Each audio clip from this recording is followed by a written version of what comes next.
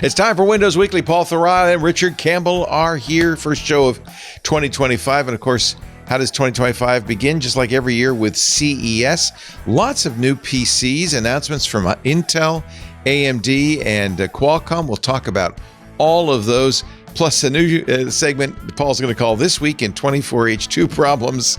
That and a bunch of AI all coming up next on Windows Weekly. Podcasts you love. From people you trust. This is Twit.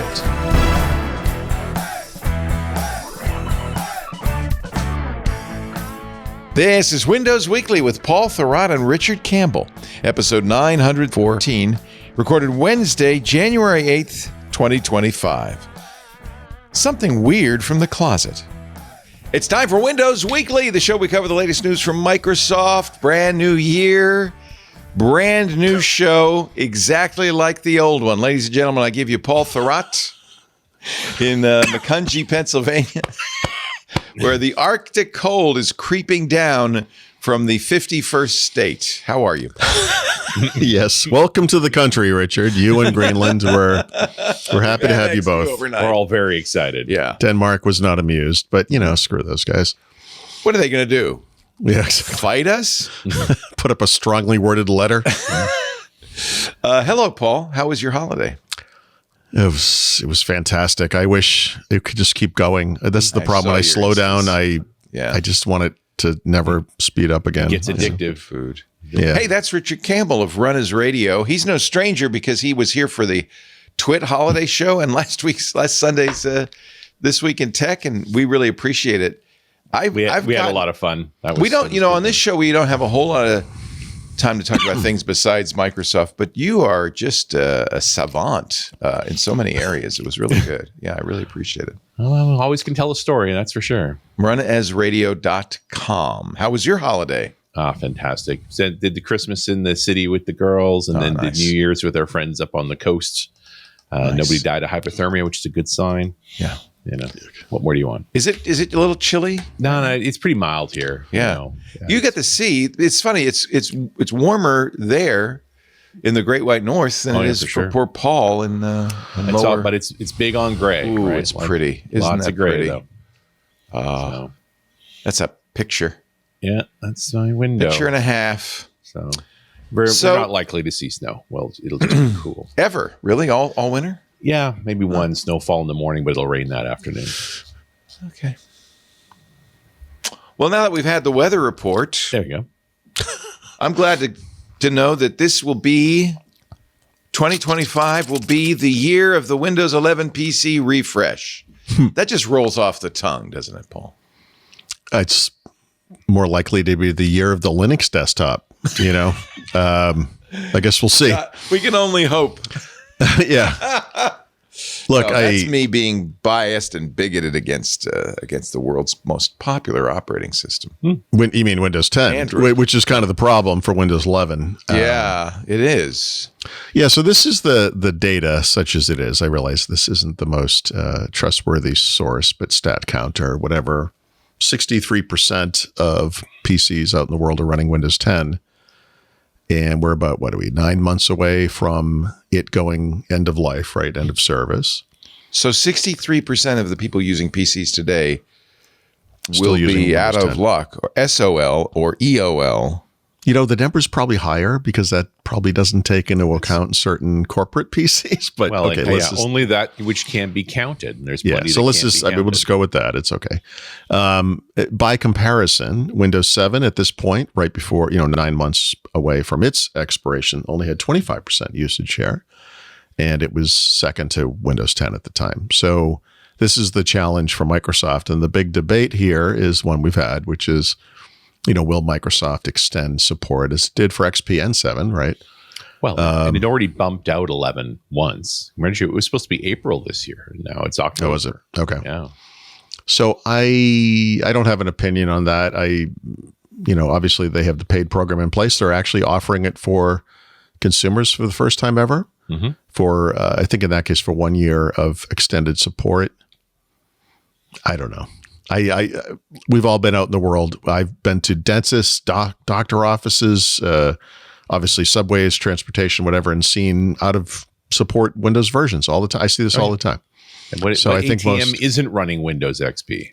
Yeah, the ones that are still running OS 2, maybe. I don't know, but hopefully not. But I don't know. I don't know what to say to this. So I'm astonished that they would say that, I just did the sysadmin show for the beginning of the year. And one of the things they said was, if I'm making a 5-year bet on hardware right now, this is a terrible year. It is. Everything is changing so fast right now. Yeah. And, we talked a lot about Intel last year, especially the second half of the year. And this notion that Lunar Lake was this kind of one-off that they had to do to meet the Copilot plus PC requirements. And then this week at CES, they announced the other Core Ultra Series 2 chips, which are all what they call Arrow Lake chips, which are the real successor to Meteor Lake. We'll talk about this in a little while. They don't have Copilot plus PC capable MPUs. None of them. Not a one of them. No. Awesome. So it's kind of a crazy... the side conversation I've had with folks that are in the space is like they are so ripe for a PE reorganization, which really means a dismantling. Like they're primed for that. Yep. Which means, on one hand, if TSMC started making their chips, the chips would be better. Right. But that's 2 years away if they move quickly, right? Like it's just not that fast to retool to make those chips in a different way, get out of Intel fabs. So again, my problem was if I'm making a 5-year bet on hardware, not that I think it'll be unsupported. If I bought machines today, they'll take care of them. But what'll be terrible is 2 years from now, there'll be a dramatically better version of the Intel chipset. Or they'll just be gone. No, it seems unlikely, but not out of realms. Like the only machine I would recommend buying right now, from a sysadmin perspective, a 5-year commit perspective, AMD.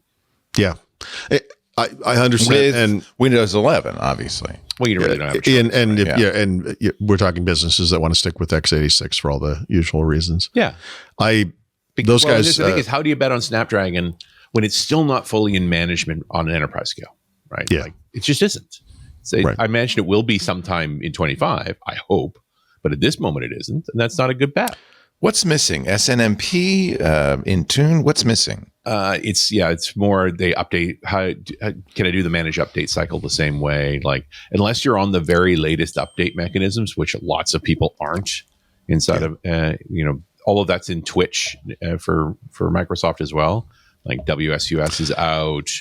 Update for businesses, on its last legs. It's just we don't know how this is going to land. What the update plan is. Qualcomm was coming from behind after several years of defeats and was trying to hit the part of the market that's kind of the volume part where they could make a difference, and did. So we'll see what happens there. As far as the rest of it, are they going to make a enterprise product, which is like a Dell Latitude, a conservative, reliable, long-term maintenance machine? I don't know how you do that on a first-gen chipset. That's crazy. This just in, we don't call them Latitudes anymore.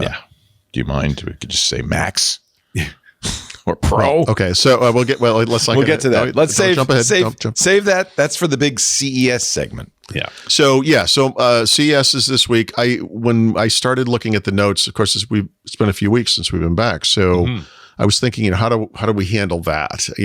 There's a couple of weeks worth of news that has occurred. It is slow over the holidays, obviously, but things have happened. And then this week, there's been a lot of news. And then after kind of moving them around a little bit, I was like, you know what?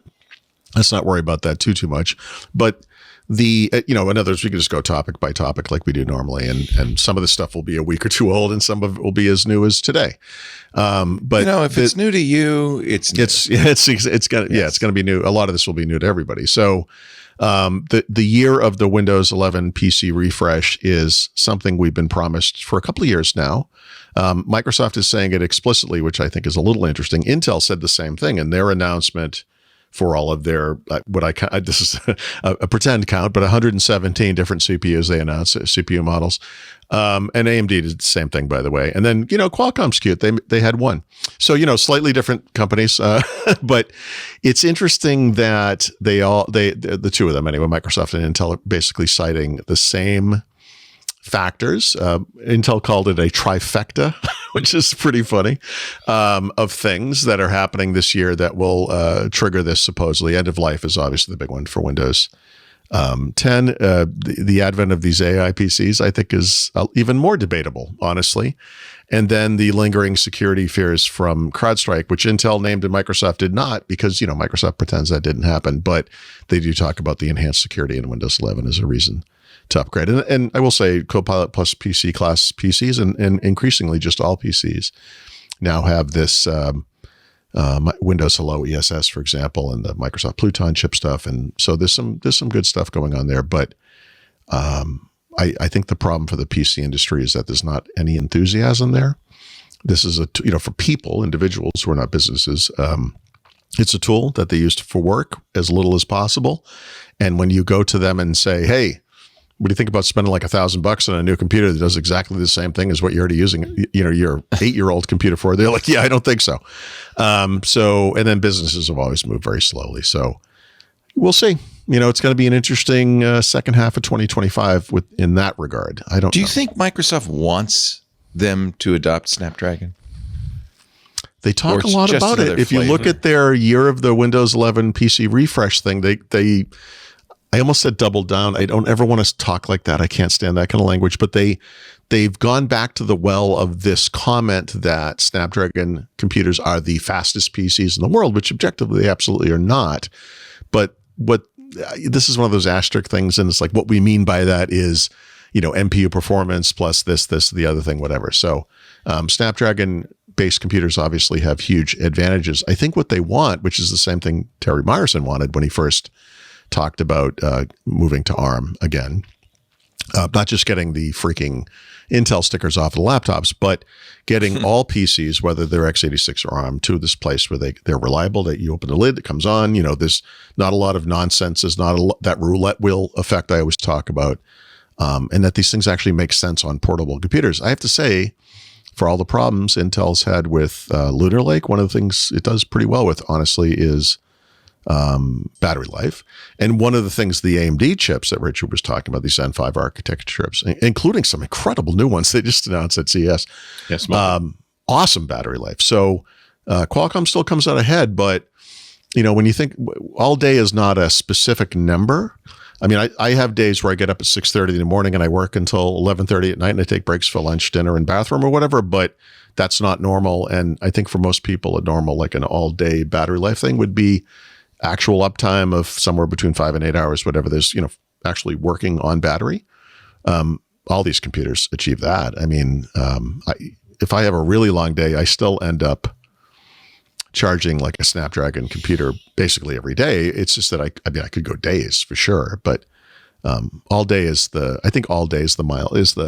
metric we're really looking for. And, they mostly do it, the new chips. So I think we're in a good place overall, regardless of which direction you go. It does feel like with the ads that I see all over the NFL, and we'll see them during the playoffs, Microsoft's really implying that this is the smartest computer ever, right? That this is the best we've ever made. Look, someday in the future, we're going to find out some secret agreement that these two companies had, this disgusting cabal of whatever is going on there. But at least there's no stickers. There are stickers, unfortunately, but there are stickers. Now they have little dragon logos on them. Dragon inside. Oh, wow. Yeah, they're still stickers, but and then these machines don't run as hot, so they're actually harder to scrape off now. But they don't melt off. Oh, I'm kidding. I'm not kidding. They actually do run cooler, but they're just as hard to get off. No, look. This is Terry Myerson said this. I always felt this was true. If we could just influence AMD and Intel, especially Intel, enough to make them make better chips, more efficient, more reliable, et cetera. And they're trying, I'm not saying they've completely achieved it, but, and there are lots of problems for sure, but I've had so many laptops in this past, before the Christmas break, I don't know if I don't think this was ready in time for the last show, but I reviewed 20 laptops last year. Which is a lot more than I thought I did, by the way. Yeah, you mentioned that last time. I did. Okay, I'm sorry. Yeah, so that was in your year-end wrap-up. Okay, gotcha. Yeah. I'm sorry. I wasn't sure where I was at with that stuff. But the quality stuff, the the uptime, efficiency, whatever, this stuff is all going up. I mean, there's bugs. We're moving quick, and it's not always coming out exactly right the first time. But PC makers are kind of used to that, and I've seen anyway, where some of the early versions are kind of rough, and then you get toward the second half of the year, and it's like, okay, actually, these are getting, they're looking pretty good. So, I'd love to see a world where we were all running on ARM. I still kind of think that's the world someday, but this is not a horrible interim step, and it's these computers are really good. x86 computers are still really good for compatibility, and even just like game playing. We'll talk about this in the Xbox segment. This new generation of handheld gaming computers, in addition to just standard, like a business class laptop that can play a AAA game that came out in 2024 at native resolution at high frame rates. Are you kidding me? Like what's happening? There's something really cool going on with hardware right now. So, well, from your mouth to Bill Gates' ears or just whatever. Flush twice. It's a long way to New Mexico. The point is, I don't know. That's so mean. That's an Albuquerque joke, isn't it? I used to live in Albuquerque. That's what makes it okay. I love New Mexico. I am a New Mexican. Yep. People used to ask me if I needed a visa to live there. I'm like, it's part of the country. New Mexico. Yeah. Look into it. Yeah. Nothing on the desktop front. Like, it's all about the laptop. So there is stuff happening on the desktop front. I didn't go too deep into the CES stuff, but there is NUC and small form factor Qualcomm and x86 new gen AMD and Intel stuff happening at CES, right? I don't remember exactly, but Lenovo and I want to say Acer, but also smaller companies like Geekom coming out with Snapdragon NUCs and small form factor. Yeah, I saw that. I thought, well, that's why we don't need a dev kit, I guess, right? No. I mean... Yeah, so we're going to talk about the dev kit a little bit more too, but that's part of that conversation. But CES is one of the two major times per year where PC makers release new chips from the hardware makers and then new PC designs from the PC makers. The other one is IFA, of course, and it's interesting because it's a consumer show allegedly, but you see, new ThinkPads, new HP workstations, and business class computers, et cetera. You didn't go this year, did you? Or no, that's because I'm trying to hold on to the thin thread of sanity I still have left, and it's just too much. It's crazy, isn't it? I also correct me if I'm wrong. I feel like there's not a lot to be gleaned there. So look, if you cover maybe the consumer market broadly, I guess outside. If you cover TVs, you probably should. Maybe if robot vacuums are your thing, this is the place to be. Well, by the way, they don't want you to call it that. There was a headline. It said something like Association CES. It's like, I found a Matter compliant smart refrigerator or something, and it's like, well, good for you, you adventurer. Yeah. So to me, CES went from you walk around the show floor and your feet are killing you for 2 weeks to PC makers are on site and you can go have these meetings to see all the devices to now I can just go to New York and just do it virtually and be briefed ahead of time and I don't have to go anywhere. So, and the big companies don't go. Microsoft doesn't have a booth, right? I don't know what Microsoft does there anymore. They used to be in the belly of the place and with their little meeting room and stuff like that. They used to have the best carpet at their booths. I remember. They used to keynote it. Right. That's right. That was Bill Gates for years did that, didn't he? And then Ballmer after him, and Comdex before that, right? But they're not the center of the universe anymore. That's the thing. Yeah. Well, and seems like the Microsoft events team still is reluctant to do in-person events. They've made Build and Ignite in person, but they're not anywhere else. Yeah, I mean they killed it with Ignite. Oh no, wait, no, they didn't. So they're still they're kind of building that skill back up, I guess we'll say. Yeah. I don't know. There's been a lot of turnover in that team too. So it's not like riding a bike. I think it's what they're saying. When I think if you're making events and you weren't allowed to make events, you went and did something else.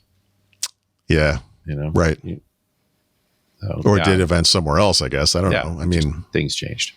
Yep. That's too bad. Yeah, I'm not missing CES a bit. I look at a few of the things. It's like, I'm just wondering if I've rationalized because I don't want to go. And all the senior tech people say, I don't have to do that anymore, thank God. But I'm not gonna say who this was, but I was at an HP pre-CES event in December, and Dell and Lenovo had their events like right plus or minus. They do events so you don't have to go to CES. That's right. But there was an older guy, older than me, like a guy who had been around, another maybe even 20 years before I got involved. And I was talking to him and catching up, and I kind of said something like, "Hey, I asked him something about AI, and he, came back, and then I could tell after a few minutes talking to him, he thought I worked at HP." Oh. And I was like, okay, so you're just getting really old. It's like you're talking to like a grandmother or something, and they don't remember your name, or they call you like the dog's name, and you're like, oh, something's not right, Oh, that's mean. Yeah. It's okay. I mean, I look like an HP guy. It's fine. It's okay. I like. You can understand it. Yeah. But yeah, so Richard, you've talked a lot like for last half of last year about maybe building a PC or doing something, whatever. Yeah. Look very closely at the new AMD stuff. I'm afraid I have to, because there's no sign of a Snapdragon motherboard that I could actually build from. Right. The Intel stuff is completely in flux. It's just foolish to buy a board. Stay away from that mess. Team Red, baby. No, the AMD stuff is awesome, and it is. It's got more awesome. Is that a term? I don't know. Awesomer. It's crazy. Is it crazy to mix Nvidia GPUs with AMD processors? We're going to get to that too. Stop jumping ahead. Oh, no. Oh, I'm sorry. That's an inquiring minds want to know. No, it's not crazy. And actually, I have seen this week at least one example of that. Right. Yeah. So that is an option on certain configurations. I actually have that over here in my Alienware. Come to think of it. Yeah. So it's more kind of typical. excited the prospect of building on a machine with a 5090, because I could probably disconnect the baseboard heater in this room and just feel. Well, are you chilled? Run a little Red Dead Redemption. Depending on what you're doing, though, you could almost get by without discrete graphics at this point. And that's what's so exciting about these chipsets. One of the things I saw at the pre-release thing, pre-CES thing, and that they've since announced, is that these, they have stupid names, but like the AI 300 Pro Max Plus, whatever the heck it's called, is allegedly a mobile chip, but runs at a range of TDP, so it's scales up really strongly. They're putting it in laptops that are thin and light. They're putting it in workstations that are desktop machines that have ginormous heat sinks on them.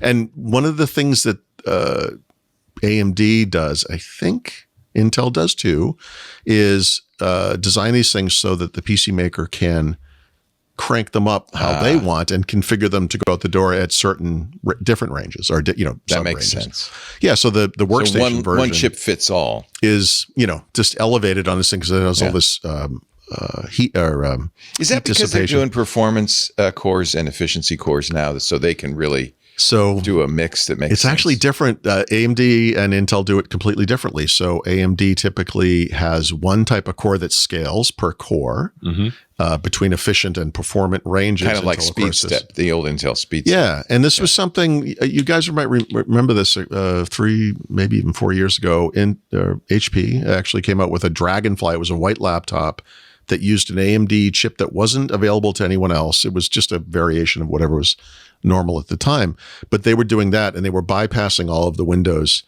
built-in power management so they could control the cores on the fly and determine whether it was being efficient or highly performant depending on the task. Interesting. And it was the kind of the first step toward what is now just their mainstream chip line is like this now. So they all do that. AMD doesn't have different ways, but they all, yes, absolutely. Yeah, I don't believe so. I'm not a hardware guy, but my understanding is that it was weird. They kind of copied Apple with that in their most recent. Well, I mean, that's there's goofy little thing. They're not even little, but there's goofy architectural changes you can make to me, not being a hardware guy, that end up having huge benefits and also cons as well. One of them is just the physical distance between RAM and CPU is important. And that's why having that stuff on the chip sometimes is fantastic, right? You can, Apple hasn't scaled up to like the discrete GPUs per se, but they're probably close enough. Who cares? They're getting closer and closer. Yeah. Who cares? And I think that's the point, because on the PC side, we're starting to see the first steps into that with these new chips, especially AMD. And people AMD has discrete graphics. This Intel GPU, what is it called? Storm Rage 3000. Threadripper, whatever these stupid names. I know. A crazy name, They're but awesome names. people are saying good things about it. If I was going to build an AMD machine, sure, be Ryzen 9, but why would you not go Radeon with that? Like that's kind of that was the kind kit. of my Well, question because if is- you could get away with it, why bother? Like what would you need it for? or for nothing. Yeah. So your alternative is like or nothing.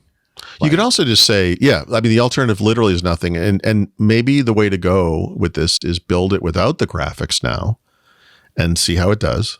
Yeah. Use it for a while. But And then maybe you actually do. plus always add it. tops, right? well, and that's the question: do you want it for AI or do you want it for graphics? What is it? all, you're trying all to the do? above. Everything. Right. Yeah. I don't know. And space heating. But it's going to fit in a NUC enclosure though, right? I feel like this is No, it's gonna I'm be talking this about big. an ATX motherboard. I think this is actually an interesting time to build a PC. Yeah, totally. More than ever. But I would go with a mid-size ATX case, right? Like, And you're not going to go Intel inside. no, because I don't know what chip to buy.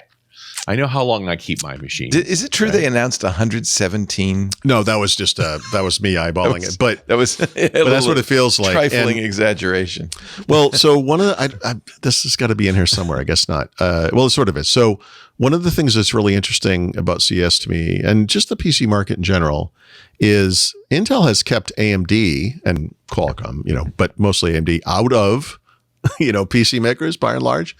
It's why you don't see things like an X1 Carbon with an AMD chip. Intel pays them a lot of money to make sure that doesn't happen. Intel really can't do that as much anymore. And their designs, which have been behind for a while, are now, I would say, well behind. And now PC makers have a little more leeway to do what they want. And you can see what they do with given their own decision-making capabilities. That you see a lot more AMD happening right now. Mm-hmm. So this notion of like individual computers that are shipping both AMD and Intel versions was, fairly rare before.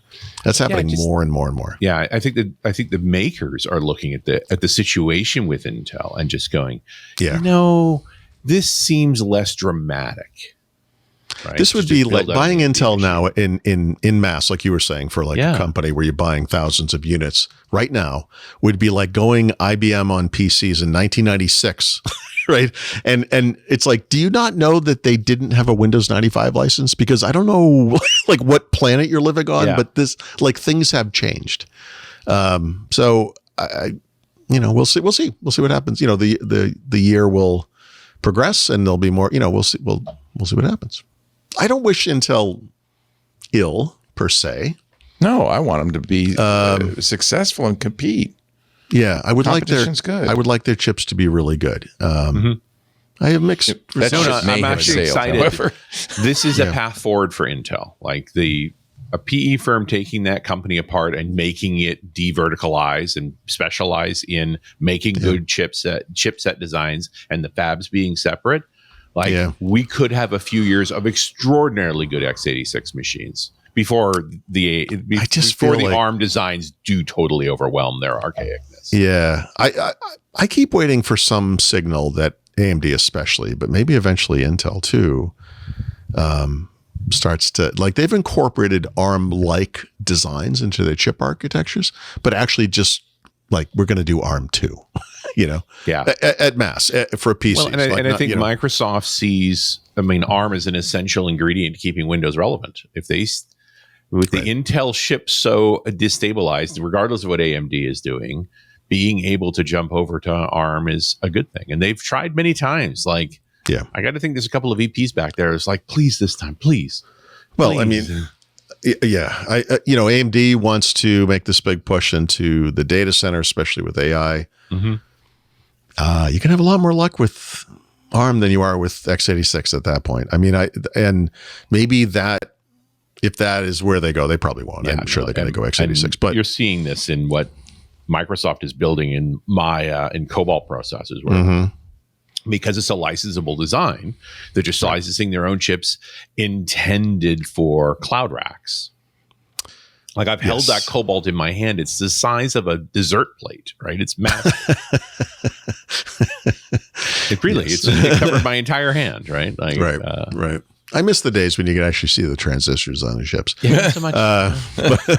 Or they had little wires, if you needed new ones. Exactly. You could just do a little soldering and it'd be fine. I do remember the days when you would pull your RAM chips out of the little feet, motherboard. like little bug feet on the bottom. Yeah. Yep. You like would bend one or break one off, God help you, and you're like, oh, I guess that's the end of that. Chip. Yeah. Well, that was a nice little business in the 80s, was populating those 640K memory cards for IBM PCs with chips with the Japanese RAM, right? Back when Japan was dumping chips on the market. Stuff. Cheap. Right. Until the FTC came after them. Is this a good time to pause? Yep. Yeah. Definitely. I appreciate that we talked about Windows first on Windows Weekly. That's pretty cool. It's a shocker. It almost didn't go that way. This was a knife's edge decision. All right. Hang on, fellas, because we will have more. Actually, more about Windows even in just a bit. But first, a word from our sponsor. And a company that you probably should know about. We welcome them back for the year 2025. I'm talking about US Cloud, the #1 Microsoft Unified Support replacement. Now, I have to say, when we first started talking about US Cloud, I had a nice call with them, got to know them. I had never heard of them. I'm hearing about them more and more, and you probably are too. We've been talking for, it's been a few months, I think, about US Cloud. They are the global leader in third-party Microsoft support for enterprises. 50 of the Fortune 500 use US Cloud. And one of the things they said to me is because we cost less, switching to US Cloud could save your business 30 to 50% over Microsoft Unified and Premier support. But of course, and businesses care about the bottom line. That's 50%. That's a lot. But I said, but you're also better, right? Yeah. And they said, well, yeah. 2 times faster average time to resolution than Microsoft. Twice as fast. They're also the best engineers in the business. They really recruit the top people, all US-based, with a lot of experience. So you're getting the right answers faster. But now US Cloud's excited to tell you about a new offering. They've got something new. Their Azure Cost Optimization services. This is actually interesting. Do you ever, when was the last time you actually looked at your Azure usage, right? And honestly, I think what happens in companies is you get a little Azure sprawl, right? Little spend creep going on. It's just a little at a time, but after a while, it can really add up. The good news is saving on Azure is easier than you think with the help of US Cloud. US Cloud offers an 8-week Azure engagement powered by VBox. This is really cool. It identifies key opportunities to reduce costs across your entire Azure environment. And with this kind of expert guidance, you'll get access to US Cloud's senior engineers. They have, as I said, they're great. They're the best. An average of over 16 years. 16 years with Microsoft products. At the end of that 8-week period, your interactive dashboard will identify, rebuild, even downscale opportunities and unused resources, allowing you to reallocate your IT dollars towards needed resources. You're probably spending more on Azure than you think. Or invest your Azure savings in US Cloud's Microsoft support. I always think that's a good idea, like a few of US Cloud's other customers, and completely eliminate your unified spend. Sam, the technical manager at Bead Gaming, gave US Cloud 5 stars. He reviewed them. He said this, quote, "We found some things that had been running for 3 years, which no one was checking. These VMs were, $10,000 a month. Do the math for 3 years." He says not a massive chunk in the grand scheme of how much we spend in Azure, but once we got to $40,000 or $50,000 a month, it kind of started to add up. Yeah. It's simple. You probably are overpaying for Azure right now. Identify and eliminate Azure creep. Boost your performance. You can do it in 8 weeks with US Cloud, just one of US Cloud's great services. Visit uscloud.com. Book a call today to find out how much your team can save. uscloud.com. We thank them so much for supporting Windows Weekly. We thank you for supporting us by going there, book a call, get faster, better Microsoft support for less at US Cloud. And now back to our Azure creeps, Paul Thurrott. I like you said you're probably paying more for Azure than you know. I bet they know that they're paying a lot for Azure. Well, when they get the bill, but do you need all that, right? Yeah. Which you don't know the answer to is why. Yeah. And that's hard to find out, I'm sure. I mean, it's, it's a bunch of work. And, and there are, folks that'll help you with just trying to reduce your Azure bill. It's not a trivial thing. So think about it, $40,000 to $50,000 a month. Yeah.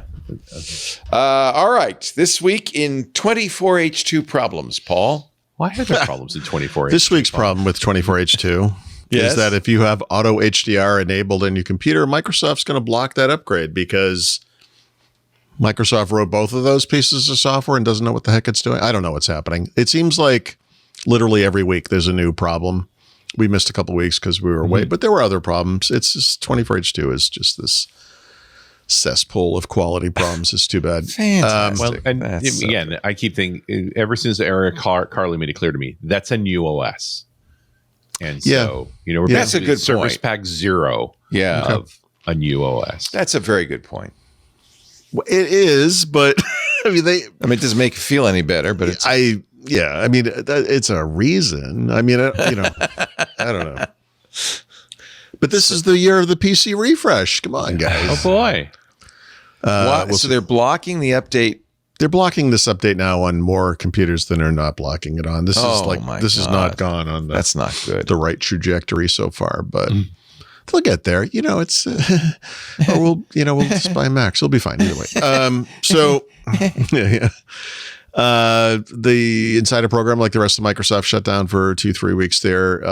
They bounced back and released nothing, so we don't have to get into that too much. The one thing I will point out is that the new beta build, beta is on 23H2, dev is on 24H2, Canary is on, your guess is as good as mine, and they are adding some more features from 24H2, which I'd sort of forgotten about weren't in 23H2, including those little the labels on the icons when you right-click something in the test file explorer or the desktop, where it says cut, copy, paste, delete, whatever, share. I guess that wasn't ever ported back to 23H2, so it's going to be. So that will probably appear in the coming months, weeks. We'll see. Not particularly exciting. I didn't write about this, and I don't have a link to this, but Leo especially might have seen the story with this guy who wrote the original dock for Mac OS 10 at the time, wrote it for Mac OS 9 because that was the only stable system they had, wrote a blog post recently about it, which I thought was really cool. There's actually an interesting story there.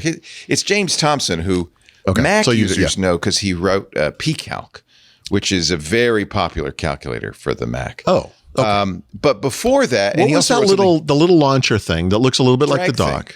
Yeah. So I actually used to use that. Yeah. A million years ago. It was like a little, what do you call that kind of a Mac app? It's like not an applet. There's a term for it. There was a term for that kind of thing. Desk accessory. Yeah. And it was a lot like the next, it looked like the Mac OS, but it was kind of like TSRs on back in the day. Yeah, back in the day. Yeah. Terminate and stay resident. So there's a consumer-facing name. This is 25 years later almost, and he's describing this, stuff that I think is cool. So I love stuff like that. So because we are at the 25th anniversary of the announcement of OS 10. Steve Jobs announced it at Macworld Expo on January 6th, 1999 or whatever. But it took him more than a year to ship it. Oh, yeah. And the first version was, and none of the code that man wrote was in the original version. Someone else redid it and whatever. But it's an amazing story. It is. I highly recommend it. Yep. It's on James Thompson's blog, TLA. Yeah, it's very good. It's 2025. So this also happens to be the, I got to do math, 30th anniversary of Windows 95. The happy birthday 35th anniversary, later in the year, of Windows 3, which was the first version that made any sense. And then the 40th anniversary of the initial version of Windows, which we will never speak of because it was so terrible. But nobody used Windows 1.0. Nobody used it. No one at Microsoft used it. It was terrible. But they finally got that little piece of junk out the door. And so this is kind of a big year for that. But not as important and not as interesting, but a guy who was on the design team, so to speak, for Windows, and contributed to the Fluent design system, which we still use and is a core part of like Win UI 3, et cetera. Just shared some designs that he had made that could have turned into dynamic wallpapers that were going to be part of Windows 11, right? And so, again, not a major event, but they're pretty and it's kind of cool. You can kind of, if you hold a grudge like we all do in the Windows world, you will remember Vista Ultimate Extras had a dynamic wallpaper feature called Dreamscape, maybe. I think Dreamscape, if I'm right. That was that's just what you want to use your CPU cycles for is so wallpaper behind. The one I liked was it was subtle. This is why I need a 59. It's a dark, wet scene, you need a 59. and rain is hitting the puddles and little here and there, and it was. I love that. Yeah. Yeah, if you're like a cat and you get distracted really easily, it was not a good thing. Just build it into the machine, right? It's happening all the time. So, right. I always wanted moving wallpaper, but I always until you actually use it, and then you realize, I might have. I also think about all the CPU cycles that are going to just doing the. All right, but see, I would say so. CPU cycles are like the nuke in Call of Duty. What are you saving them for? Yeah. If you get the thing, you use it. You're saving it for? What are you saving it for? I feel like it's what you tell your son. Here's what I told my son. I walked in one day and he's like, Dad, I got to tell you something. I'm like, he's like, what? He goes, I got a nuke. And I'm like, why are you still playing? He goes, I'm going to get another nuke. And I'm like, what? You can get 2 nukes in one game? He's like, yeah, you have to run the rack. So I sat there. He did. He got the second nuke. Oh, no, he had done it before I came in. I said, what happened? He said, I got 2 nukes. I said, what happened? He goes, oh, the game just ends. like just like it ends if you have 1. Like if you have 1 and use it, the game ends. It's over. And I was like, okay, but what happens if you have 2? And he goes, oh, the game just ends. You blow one up with the other one. Yeah. Well, you use a nuke and the game ends. It doesn't matter how many you have. I mean, you could, because of the limits of the amount of a score you could have, you can only technically get 2, I guess, in the type of game you was playing. Doesn't matter. You got to set goals for yourself in life, I find. Yeah. So in the CPU cycle sense, I guess, I don't know why they didn't go with this feature. I think some people would have really liked it. I know some people look at this now and say, oh, I would have, Stardock, by the way, sells a utility that does this type of thing. If you like this, plenty of animated wallpaper solutions out there. Yeah. I mean, if this is how you spend your time, But I want it free from Microsoft. Yeah. First of all, when do you ever see your wallpaper? I know. I see little corners of it bleeding around. I don't do everything full screen, but I think most people, a lot of people do. I do. At least on a laptop for sure. Oh, definitely on a laptop, right? Yeah. I mean, of course. Yep. Yeah. So if you're looking at your desktop, something went wrong. Yeah. Like, did everything crash? What is happening? Honestly, no, you hit Windows D and ruined everything, or you just moved the mouse into the corner by mistake. You're like, what's going on? Yeah, everything's gone. And most people have so many icons on their desktop, you don't really see anything. I use a full screen app for looking at images, like screenshots and images on my computer. So there's no Chrome around it. It's just an image, right? I spent, I don't want to exaggerate this, but I spent, I'm going to say 10 to 15 seconds yesterday clicking on the close button of a window and starting to get really upset. And then I realized, this is a screenshot. It's a picture. Yeah. Yep. So I am also getting old. Fool's joke where you take a picture of the desktop. Of like a blue screen or I had a buddy who went to great lengths to make his wallpaper look like the screen was transparent. So it was just the wall behind. You could do that with a laptop. Nice. You take a picture of the wall. You take a picture of the wall, you get it all perfectly aligned, then he'd trim it up. This is somebody with not enough to do. I was gonna say he must kill it at parties. He's retired. No, he digitally added a Visa stand for the monitor stands. It's still there, so it's just the screen was transparent, but the Visa stand, the monitor stand, was still in the shop.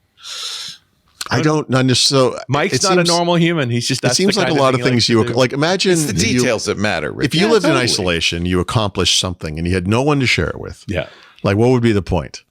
Is what I would ask this person, because who would enjoy this? He'd have to be like, come here, hun, come here. Look what I did. And then she's like, are you mental? Yeah. She's like, we have laundry to do, right? Or whatever. Like, what are you doing? His day was made when I walked into his office and took a double take at his screen because I'm like, wait. Yes. What? And he's like, all You're right, gonna be but you the got to be 40 careful. hours I put into this is worth it now for that moment. I know you just justify the way he spends his time. I actually spent many years of my youth practicing spit takes. That would have been a useful place There you go. to be sipping your cup all Right. over the screen. I told you my spit take story. Yes, this is true. I worked in a bank, and the bank had like glass in front of the tellers, but there was like a empty space right here that went all the way up the ceiling.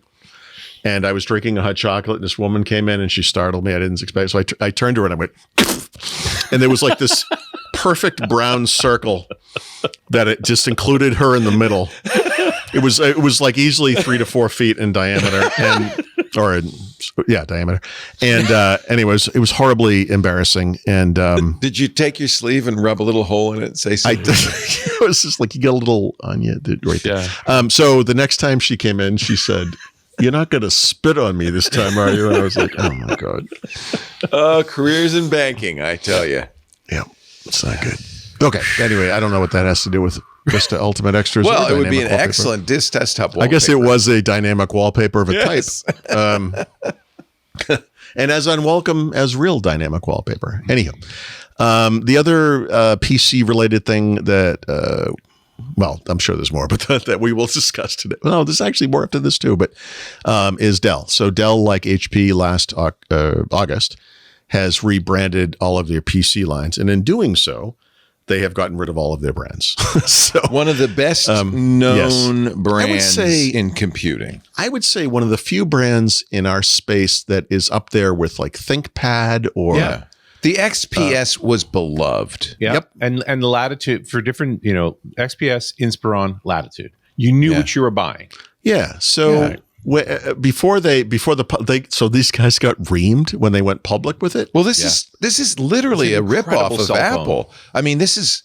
Well, it's also so by the way, everyone's saying that, but actually because of the names, like the names they chose, you mean Dell, Dell Pro, Dell Max. So the Apple M1, Dell M1 Pro, is M1 not, Max, and there's one more. There's Ultra, right? Yeah. So, there will be next year, I guess. So, yeah. I think that might be a joke. That might be, I don't know, but this is actually very similar to what HP did.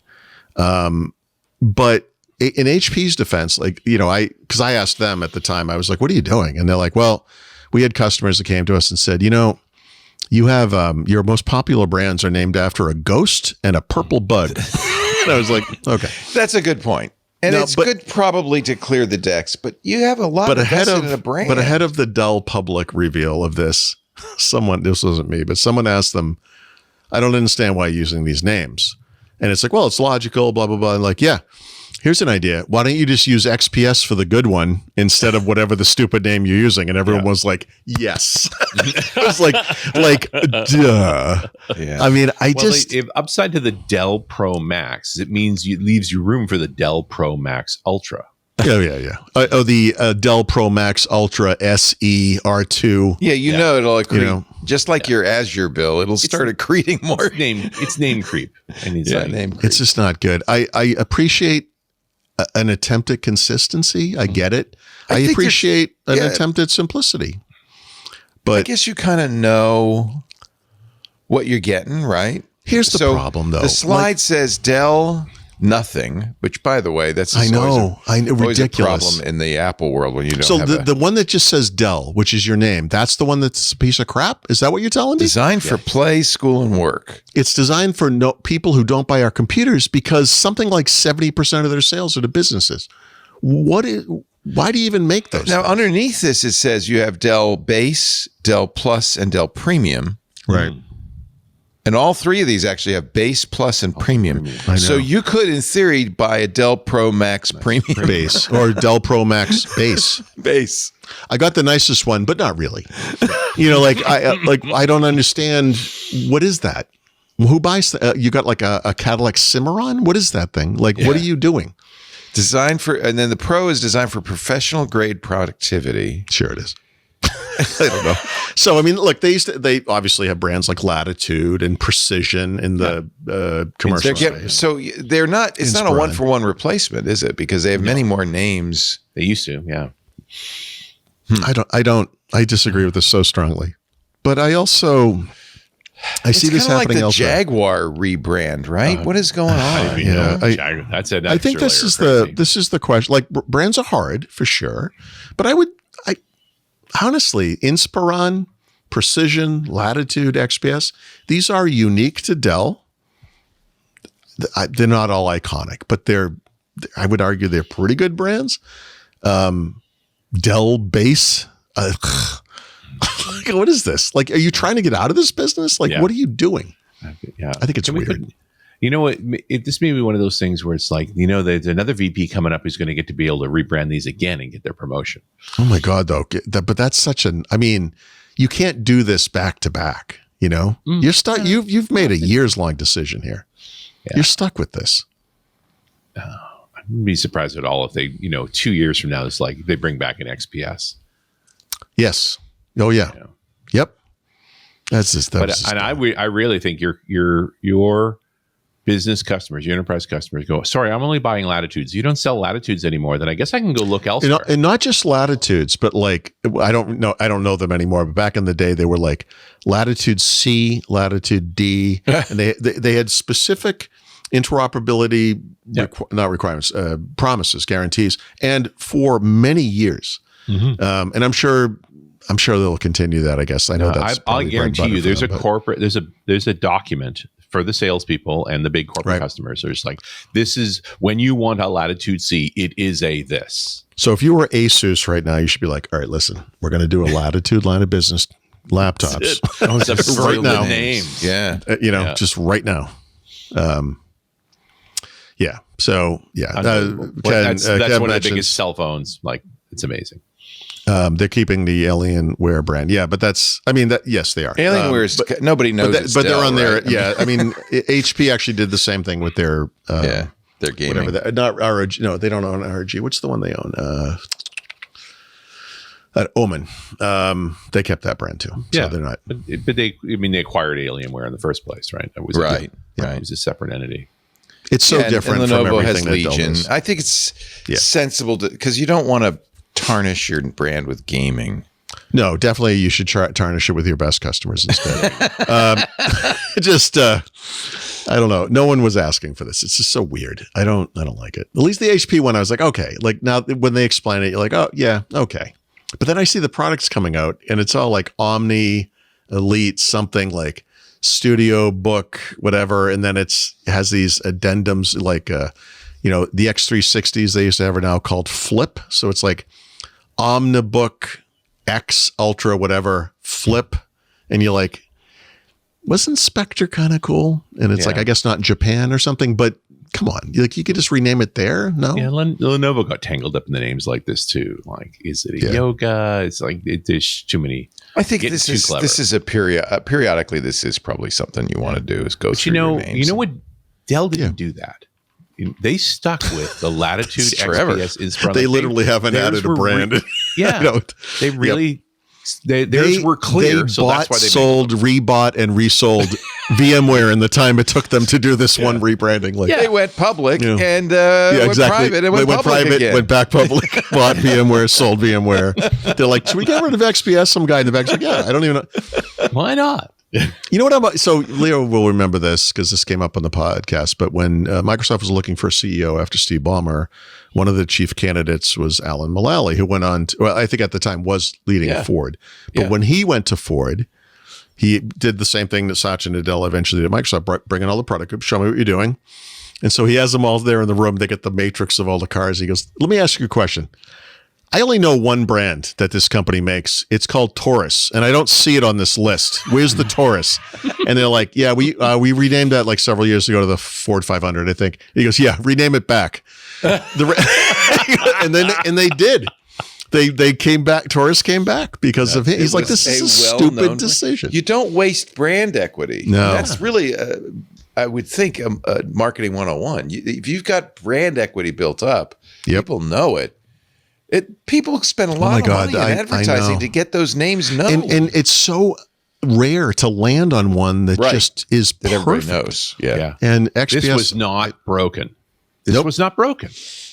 I feel like XPS was one of the few really like solid, everyone's heard of it, ThinkPad level brands in the PC space. Totally. Yeah. What? Did nobody survey on this? Like, are you I don't know. crazy? I know it's sad. Oh, well, I mean, it's in the scheme of things, it's a pretty minor. It's I disagree. This There's is so the many most burning important problem things in to our do. industry right now. No, I don't know. It's just so pointless and unnecessary. I think is the problem. I did love the XPSs. I owned many XPSs. Oh my God. They ran are you out of kidding good me? ideas. They decided to start down the bad ideas. Yeah. And What would also, all their what would laptops are not going to be an inch thick. They got rid of that too. They're not doing thin and light anymore. What would the XPS equivalent be? Dell So- Pro Max Premium Wow. It depends on. So, it's possible they overused XPS at some point, but it will be the Medium? Top The SKU. middle? But the top no. one? It should be the top SKU. It should be the premium version of that SKU. Dell Pro Pro Max Premium. Premium base Ultra R2. Wowie. Yeah, I don't know. Or as we're going to call it, the DPM PM. Oh, speaking of Dell, though, the one thing they also did announce at CES is they have AMD-based computers coming out for the first time ever. They're adopting AMD, so they don't Is always it make. really the first time? Yeah, that's how they described it anyway. Yeah. Oh, gosh, I thought I could get an AMD on a Dell. Maybe not. I don't shop a lot at Dell, so I'm not really that one. I'm not. Well, my personally. Alienware is an AMD, but that's not Dell. Okay, right? but that's So, yeah. They did make the Alienware Beta by making it more repairable, more standard parts. It was so non-standard. I can't do anything with this Alienware. It's just a weird Yeah. So that's proprietary. That's something we're seeing everywhere, which is really the right nice. way to go. Exposed Yeah. screws, normal screws, Yeah. nothing. Get in, and it's easy. Yeah. If you have a laptop, they all have methods for disabling the battery externally before you shut it off, and then That's you can- huge. yeah, it's unbelievable. I love You don't have to that. worry about killing yourself, basically, Yeah. and it's nice. So yeah, that stuff that has gotten a lot better. Some things are getting better. Yep. Most things are terrible. Most but things are not. that one thing, way better. If that's where you're at, your life is looking good in I'm 2025. trying to celebrate something. I know. It's going to be okay. Something. We all are, Leo. Let's take a break. More to come. We're going to talk about arms, but not legs. legs. As we continue. We're armed men here. We're all about the arms. Also, AI, Xbox. There's a lot of the Xbox news, and a little whiskey. We're Something gonna go weird from my Irish. closet.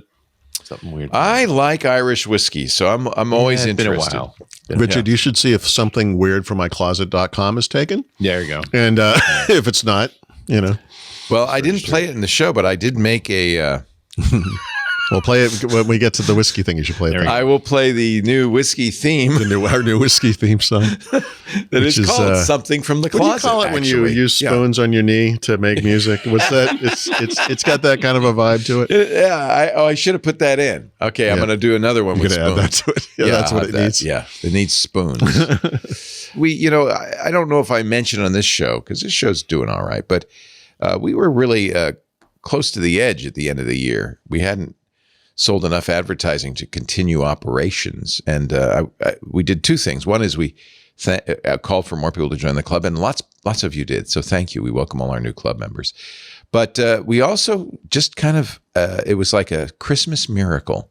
A bunch of advertisers called and said, hey, we'd like to be on that Windows Weekly show. Tell me more about that. And one of them is Zscaler. And I was thrilled because they are the leader in cloud security. They make zero trust easy. And now with AI, it's even better. Enterprises, spend all this money on perimeter defenses, on firewalls, and then VPNs, which, lets the employee get in through the firewall. This has not stopped breaches. I think you look at the headlines. There's an 18% year-over-year increase in ransomware attacks in 2024, a $75 million record payout last year. It is not getting better. It's getting worse. And one of the problems is these traditional security tools actually expand your attack surface because you've got public-facing IP addresses. They're exploited by bad actors more easily than ever with AI tools. Yeah, the the bad guys are using AI. And another problem, these perimeter defenses struggle to look at encrypted traffic at scale. And why is that a problem? Because once you're compromised, what do the bad guys do? They start exfiltrating all your data. They encrypt it first so you don't know what it is, and you can't figure it out. So there are a lot of problems. VPNs and firewalls also assume that once you're in, you're good. So that enables lateral movement. It connects users once they're into the entire network. And then they send it out via encrypted traffic. They send out all your data, look for places they can encrypt with ransomware. I mean, it's just a mess. Hackers exploit, this is really the bottom line, traditional security infrastructure. They do it now with AI. They outpace your defenses. It's time to really rethink security. We can't let the bad actors win. They're innovating. They're exploiting your defenses. You need to innovate with Zscaler Zero Trust Plus AI. Does a bunch of things that you really do want to do. For one thing, it hides your attack surface, making those apps and IPs just invisible. So they, that helps right there. It also eliminates lateral movement because the assumption is even if you're in the network, you got to prove you're okay. Users are only connected to specific apps, not the entire network. And you're continuously verifying every request based on identity and context. You're simplifying security management with AI-powered automation, too. And because you're analyzing over, get this, 500 billion daily transactions, 500 billion transactions every day, AI is fantastic because it can go through all of that and pick out the important attacks that you really need to know about. Hackers cannot attack what they can't see. Protect your organization with Zscaler Zero Trust Plus AI. Learn more at zscaler.com/security. And we invite you to go to that special address so they say, oh, yeah, we're getting a lot of traffic from those Windows Weekly folks. Zscaler.com/security. Protect against AI cyber attacks with Zero Trust Plus AI with Zscaler. Zscaler.com/security. Thank you, Zscaler, for supporting the good work that Paul and Rich do every single week on Windows Weekly. Let's talk about... I just got to tell you, I've done it. I registered something weird from mycloset.com. Nice. And configured it to redirect to the Windows Weekly Whiskey playlist. So that's fantastic. Yeah, we'll do something. Oh, you got a lot done there. What? Jeez. I'm pretty quick. One commercial break and he's I started in there. down a rabbit hole and only got about 33% of the way through what I was trying to do there. So. Me and my friend Dia and Simple. I know what to do there. Didn't take long. Get it squared away. $15 a year for a prank. Nice. I love it. We use DNS Simple. That's a very good one. Yeah. DN Simple is great. Anthony. Or DN Simple. DN Simple, yeah. Oh, I don't know that one. Okay. Well, it's DNS Simple. Is DN. Yeah. Okay. It's so simple they misspelled it. There you go. Or something. Did I ever tell you that story? But we got, once upon a time we're on the road trip in .NET Rocks, and we get pinged by another ISP, one I'm not fond of because they're fairly awful. And but they're offering us money. They want to sponsor. And Carl shows it to me. I'm like, but they're terrible. And he's like, yeah, who isn't terrible? And I said, DN Simple is not terrible. And so he literally pinged them and said, hey, we've got an offer from these other guys. We like you better. You should advertise on our show. And they did. Oh, that's really good. Yeah. Wow. I'm impressed. I mean, you still took the money from the other company, but it was cool to get, Yeah, but at least now we had competition on the show. I mean, money is money. No, we did not take that. Those guys, my goodness. So you have more intestinal fortitude than, say, Mark Zuckerberg. Yeah, I guess. I was willing to let my kids go hungry. How's that? You have kids, Richard? Yes. And they're going hungry? Not anymore. His kids never went hungry. I don't think you had to worry about that. They're fine. They're adults now, so they make their own way in the world. Yeah, they do. Let's talk ARM. Yes, whole ARM section here. The last week we did the show in December, ARM Holding and Qualcomm were in court. And Friday came and Qualcomm wiped the floor with them pretty much. There were 3 questions that the jury had to consider. Only 2 of them were actually pertinent because the third was whether Nuvia violated the terms of ARM's agreement, which they couldn't determine, by the way. They didn't say that they did. But based on the evidence and testimony provided, they couldn't come to a determination. But the judge said afterwards, doesn't matter. That company doesn't exist anymore. So who cares what they did? Qualcomm is not legally responsible for anything that Nvidia did with regards to a license agreement before they acquired the company. So ARM Holdings, of course, has threatened to they actually cannot appeal this verdict, but they can ask for a retrial, to which the judge said, I don't ever want to see you in my court again. So if you actually try to go for that, I'm going to require you to undergo mediation first. Nice. This is because this looked like a negotiating tactic from the first. They shouldn't have gotten past the stairs of the courthouse. So this we speculated about the rationale for what they were doing, and it is everything we speculated was true and worse than what we thought. Basically, SoftBank has come down to them and said, we need you to get more money from licensing. Mm-hmm. And they got rid of the CEO who was amenable to finding an agreement with Qualcomm, and they put in a guy who was not. And they specifically went after, they lied to all of Qualcomm's partners and said their license is expiring next year. It's actually goes all the way through 2033, if I'm not mistaken. A lot of nonsense that went on there. And Qualcomm, now they spent hundreds of thousands, if not millions, on legal. Oh, yeah. For nothing. I think they've tarnished their little brand there. Speaking of tarnishing brands, I think they made a mistake. So they did reveal, ARM Holding, that they're probably, well, they did at one time and probably will in the future pursue their own designs for finished chips that they'll sell to PC and hardware makers. Which, these invented designs that do not exist are going to be way better than everything Qualcomm does, by the way. But it was just, classic bicycle shed stuff, right? Yeah, it's really, those other schmucks can do this. We can do it too. Like, it's not hard.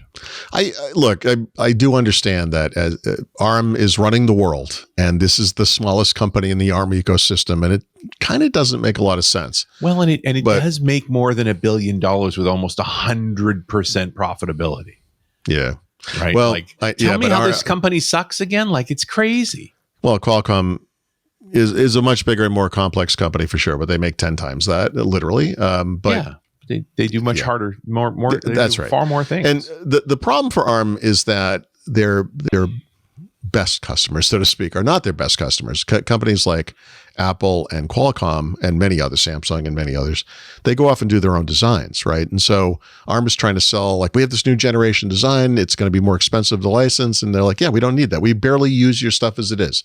Mm-hmm. It's vestigial almost at this point. Like we've gone off in all these different directions. So I didn't expect this to end well for ARM, and it didn't. But I do expect this to be the end of it, even though ARM is pretending otherwise. So we'll see. We're all waiting on the Gen 2 Snapdragon X stuff, and we're not getting it. So at CES, they announced yet another line of Snapdragon X chips. So Snapdragon, or Qualcomm, when they first announced this chip, it was Snapdragon X Elite. They then kind of bifurcated it into 4 or 5 SKUs. The fifth toppest end, highest end version being that developer edition that's only in the dev kit. So it's really, whatever number. Yeah, the one that almost nobody got. And I haven't. IFA, they announced the Plus, and there were I think 2 SKUs at one point, and then I'm sorry, they announced that in the spring, and then at IFA they announced an 8-core version of the Plus. And now they have this so it's just Snapdragon X. So we have X Plus, and X Elite.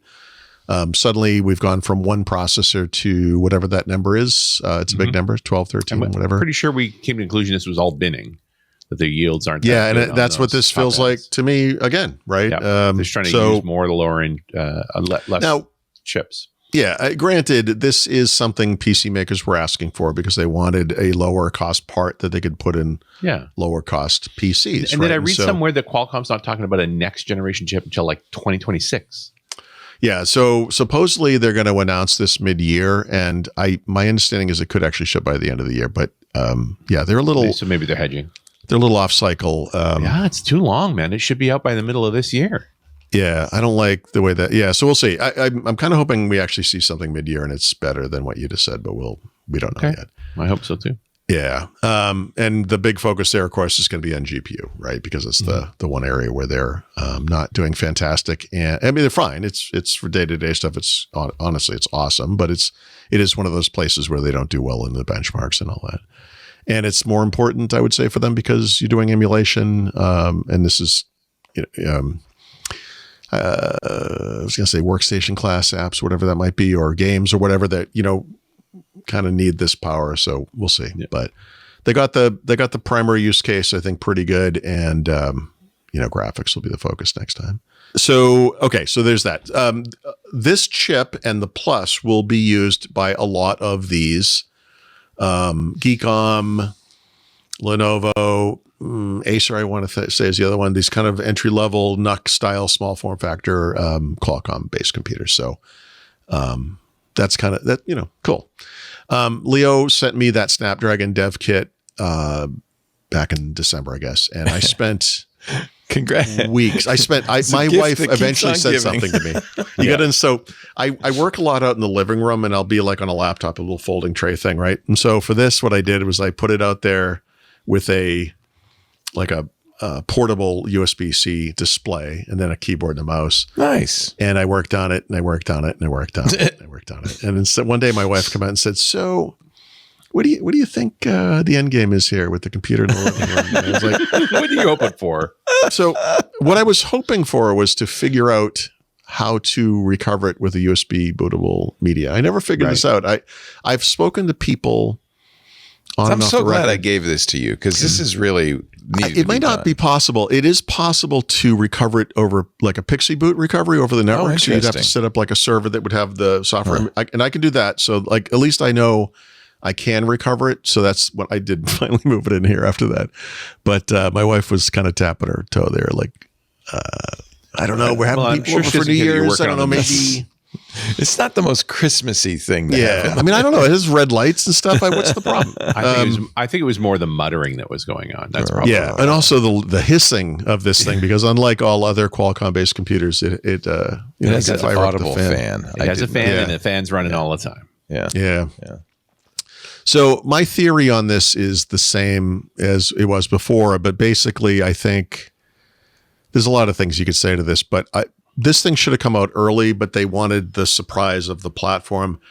By the time they had announced it, there were 20 plus laptop designs out in the world. Yeah. And honestly, if you're a developer and you want to target this platform, you should get a laptop because that's the point of these things, really. I mean, so it also has this is a very non-standard PC. I think I brought this up maybe last time we talked, but it does not have a normal firmware. This is the type of thing that I think Qualcomm would have probably given to their hardware partners in the past or something. It's just, that's what it looks like and feels like to me. It's not even the theory, I guess, is like, well, they're developers. They can handle this. It's like, I mean, actually, I think even for developers, this is outside of the normal, unless you're a device maker, like a driver guy or something. Yeah.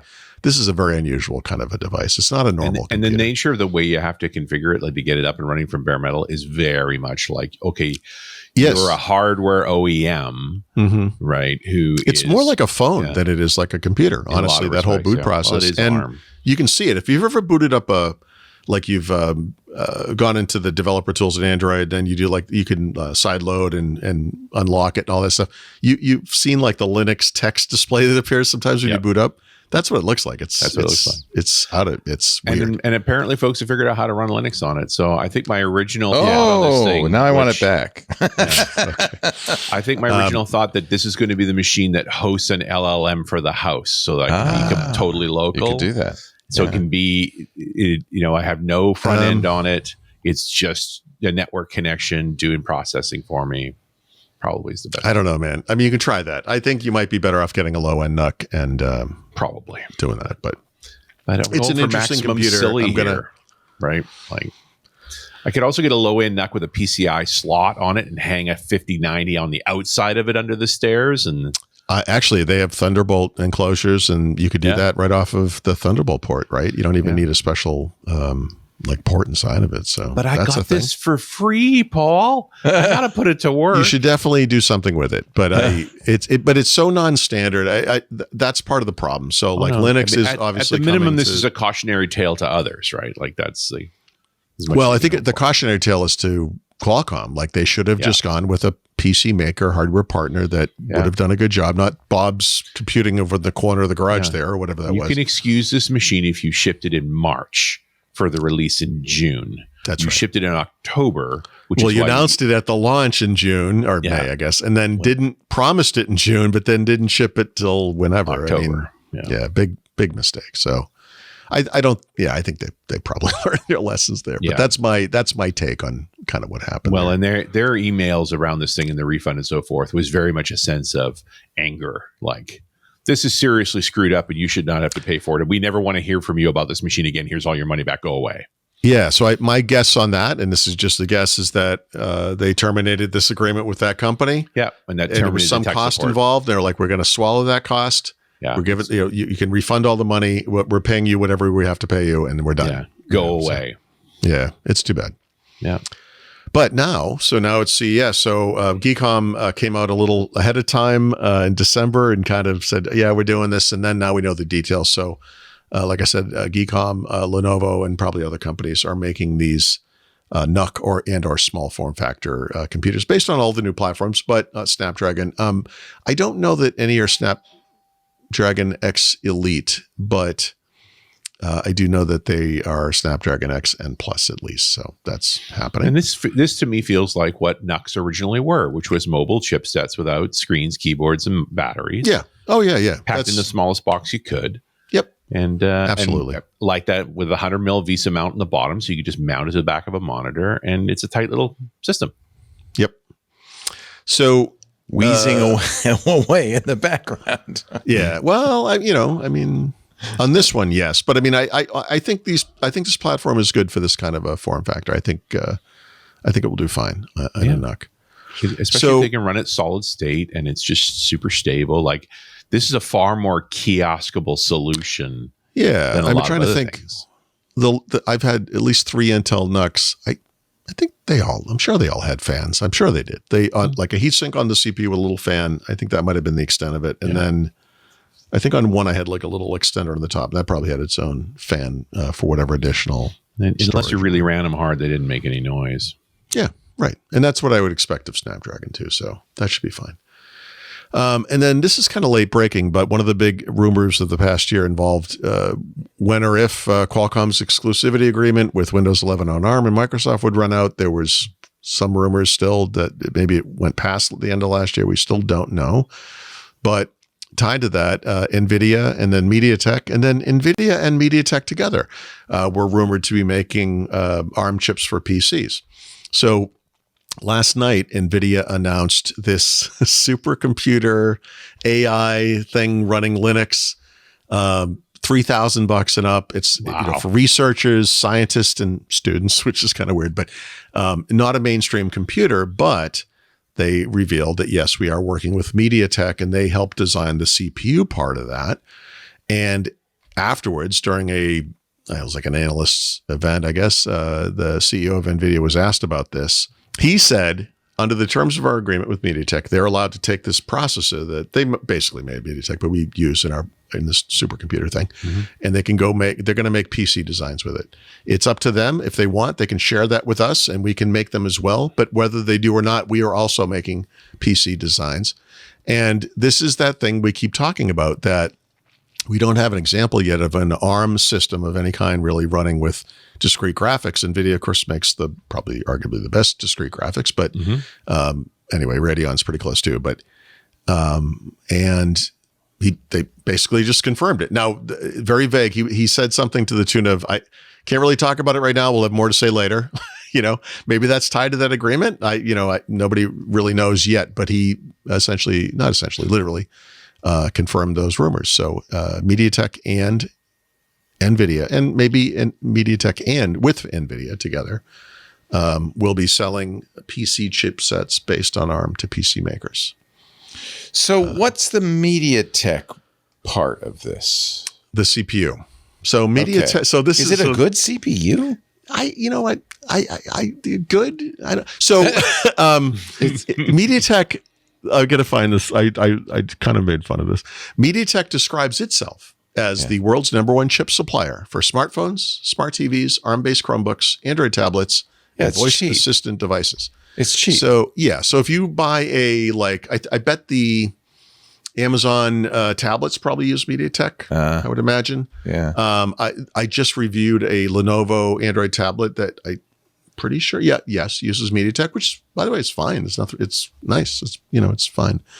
No, it is. I'm sorry. Known for their inexpensive chipsets, like that's what they're known for. And they're somewhat lower power, I would guess. I would think so. Yeah. So we'll see. But I do think the combination of ARM plus NVIDIA graphics is super compelling. It's why Microsoft went with NVIDIA for the first generation of what was then Windows RT devices, right? Mm-hmm. Which, yes, I know we didn't do fantastic, but the ARM chips of the day were not powerful enough to do emulation of x86 code, et cetera.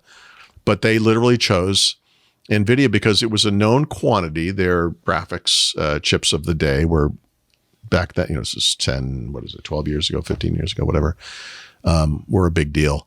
And so they were actually the first choice, right? They had Texas Instruments, which everyone forgets and should, and also Qualcomm on board. Qualcomm eventually came out,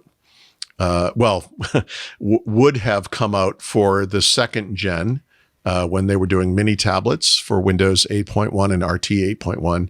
But Intel scuttled that by paying off all the PC makers. And, the Dell, remember the little Dell 8-inch tablet everyone had briefly? Ran Intel Atom piece of junk processor because they paid off Dell. Right. Here's what my Perplexity AI generated a table comparing MediaTek to Snapdragon. They said, actually, MediaTek has strong multi-core performance and is good for efficiency-focused tasks. Uses ARM's Mali or M. I was going to say, so interestingly, they use that's ARM Holdings, right? They use that design. They might not instead of Adreno. They use Adreno's is Qualcomm's own thing. That's kind of the point, right? So maybe they use they pay the license. Maybe they use more of the stock ARM stuff. This is the thing you'd hang behind your painting, not with the Nvidia, but yes, because it's probably fanless, Yeah, right. And now they're making a supercomputer. I mean, that's what you're. Well, NVIDIA made the supercomputer. So the if you look at the components of the supercomputer, the CPU is just one part of this giant thing. Right. It's probably more coordination and task. Yeah, exactly. Scheduling than anything else. Right. Right. It runs a custom version of Linux. Yeah. Right. But the CPU they call out. It has the way NVIDIA described it. This thing is called the name of it is Grace. Grace Blackwell. It has 20 energy efficient cores. Named after Grace Hopper, right? Yes, almost certainly, because this whole thing is the Grace Blackwell super chip, which is the NVIDIA names are classic. But best in class power efficiency, performance, and connectivity, which is something any company would say, I guess. I'm not really, but I don't know what the class. It's a class of one, I think. But there's not a lot of details about this yet. But the interesting thing to me is that they admitted to this partnership and that MediaTek walks away with this processor and could do whatever they want with it. And their plans are to make PC chips. Oh, so the NVIDIA stuff's in the system on a chip? It's not discrete. No, it's almost certainly discrete because it's like this giant box or whatever. Yeah. But I mean, I'm sure it's something like 10,000 tops though, right? I mean, it's something insane. Yeah. It's literally, it's described as a supercomputer. I don't think I don't think that's like a brand. I think it's literally meets some, whatever, I don't know that world at all, but what used to be like a Cray or a, like these computers that would take up an entire floor. Well, your iPhone is actually faster than a Cray 1. I mean. Yeah. Oh, yeah. No, I just mean comparatively speaking. Yeah. But no, it's a supercomputer. I mean, that's what they're calling digits. I think it's super as a computer. The iPhone, I don't know what. Yeah. It's fine. But they want to put it on a desk, which is interesting. Yeah. I mean, but you're not running Windows. It's not a desktop. No, but I mean, eventually there'll be versions of this that do, right? Yeah. And this is the first iteration. Petaflop. And Blackwell is actually the name of a mathematician. So that's where Blackwell comes from. Yeah. Okay. And they've had other mathematician names for chipsets like Rubin and things like that. Yeah. So okay. Interesting. So it's really for AI development. 3,000 is pretty good price if it's if it's actually petabyte. 3,000 is a lot for a desktop, but not a lot for a supercomputer. right. Yeah, I mean, it's probably like a high end workstation class something. Well, a petaflop is a lot of flops. That's an Intel level of But at least flopping. they You know put what I mean? they're saying 200 billion parameters. That's like below GPT-3, But running locally on your desk. but running locally. Right. 2.5 years later, whatever that is. Yeah. Well, actually, didn't Microsoft just release open source one of its 200 billion? Yeah, but it's one of the PHY models. These are relatively small. Right. These are on device. Yeah, clearly designed people to run want on to the do NPU. their own AI with not go out to the cloud. I There's a guess market so. for But that. if you've done anything with local AI, aside from some admittedly awesome things related to video editing, like the image creation stuff in Paint or something, it's like, ugh, like really? Yeah. I mean, it's like the difference between finger painting and a Renaissance painting that's on the ceiling of the Vatican or something. Right. Like it's just not there yet. But maybe these are the advances we need for them to get there. Right. Just take a week and a half to download the model. You'll be fine. I don't know. Okay. Oh, yeah. 5.4 has 14 billion parameters, so it's considerably smaller. Oh yeah, it's not even close. It's more of a typical small language model. Right. Yeah. GPT-3 is 175 billion. That's 200 million. Apple's Apex 200 billion. Like this Okay. is a nice number to aim for, right? Microsoft Bing 7. Yeah. Meta's OPT 175 billion. Like, Paul and Leo together, 1. 1.5. I actually dragged down. Oh, you're Leo- overclocked. Okay. Leo by himself is 2. Yeah. Walking around in the backyard like Forrest Gump. I don't know. No. It's okay. Interesting. Yeah, I saw that. I wondered who that's for, There's It's a not for certain us. number of workloads that want LLMs but don't want a cloud dependency. The quant in the back row. This reminds me of somebody. Yeah. Microsoft at one point had come out with Windows whatever version Pro for workstation, right? Or they had the data center SKU in the beginning for server where, do I go to Fry's Electronics and pick this up on the, no, you call us and we send a team out, we put it in for you. It's like, it's a completely different kind of thing. Yeah. And this strikes me as kind of the modern version of that. It's like, this is Except- not for mortals. Yeah. If you need to ask what it's for, you don't need one. Right. Yes, exactly. It's like the Open AI thing that's $200 a month. Everyone's like, it's like, yeah, it's not for you. No. You don't And worry about it. arguably, like, this is me going beyond the Snapdragon dev box. Like, what would be the step above that? It'd be one of these. By the way, that's Sam a big Altman gap, said, though. By the way, It's a Sam bit of a Altman chunk. said that $200 Pro account is people Yeah. are using it so much they're losing money on it. right. I mean, he So would say that there He's is a liar. demand for that. Yeah, he's a marketer, so maybe. But Well, it sounds like he's an there's a AI entity, significant so demand. who cares? Yeah. I am a human. We I sell think too we're many of very, these things. very close. Within a year, maybe months, to AIs that are competent to replace a lot of white collar workers. It seems Goodbye. unlikely. I don't think Yeah. so. And that's really, I mean, honestly, if you get a $3,000 box you put on the desk that replaces Mabel in accounting, that's a No. deal. The I $3,000 box replaces the LLM you had 4 years ago. Okay. Right. So that's why you want the $200 a month Yeah. Well, 401 or 3. this stuff, this stuff is getting interesting. I would never use this personally. Tomorrow, I'm going to record a few episodes of Hands on Windows, and I don't have this in the notes, but I'm going to do. I did an episode about Paint. I'm going to do an episode about Notepad, right? Which sounds ludicrous on the face of it, except if you look at Notepad now, and this is only available in certain markets, but U.S., Canada, I'm sure Western Europe, etc. It has it has rewriting tools built in, and it's funny. I don't actually have them on this computer, so it depends on the computer apparently. But look at this; it's pretty good. Like you could take copy and paste a paragraph from the web. This is how blogs are going to be written, right? It might already be how I'm blogs are going to written. play for Richard's Whiskey segment a song that was generated by Sora AI in a minute. Well, but you're talking about replacing jobs, like so. There That are could like, replace a lot of jobs. There's a lot of That's- people who write this kind of wallpaper. No, I know. music, That's what I'm right? saying. Like that's where it's going to come from. It's going to, a lot of the content creation stuff.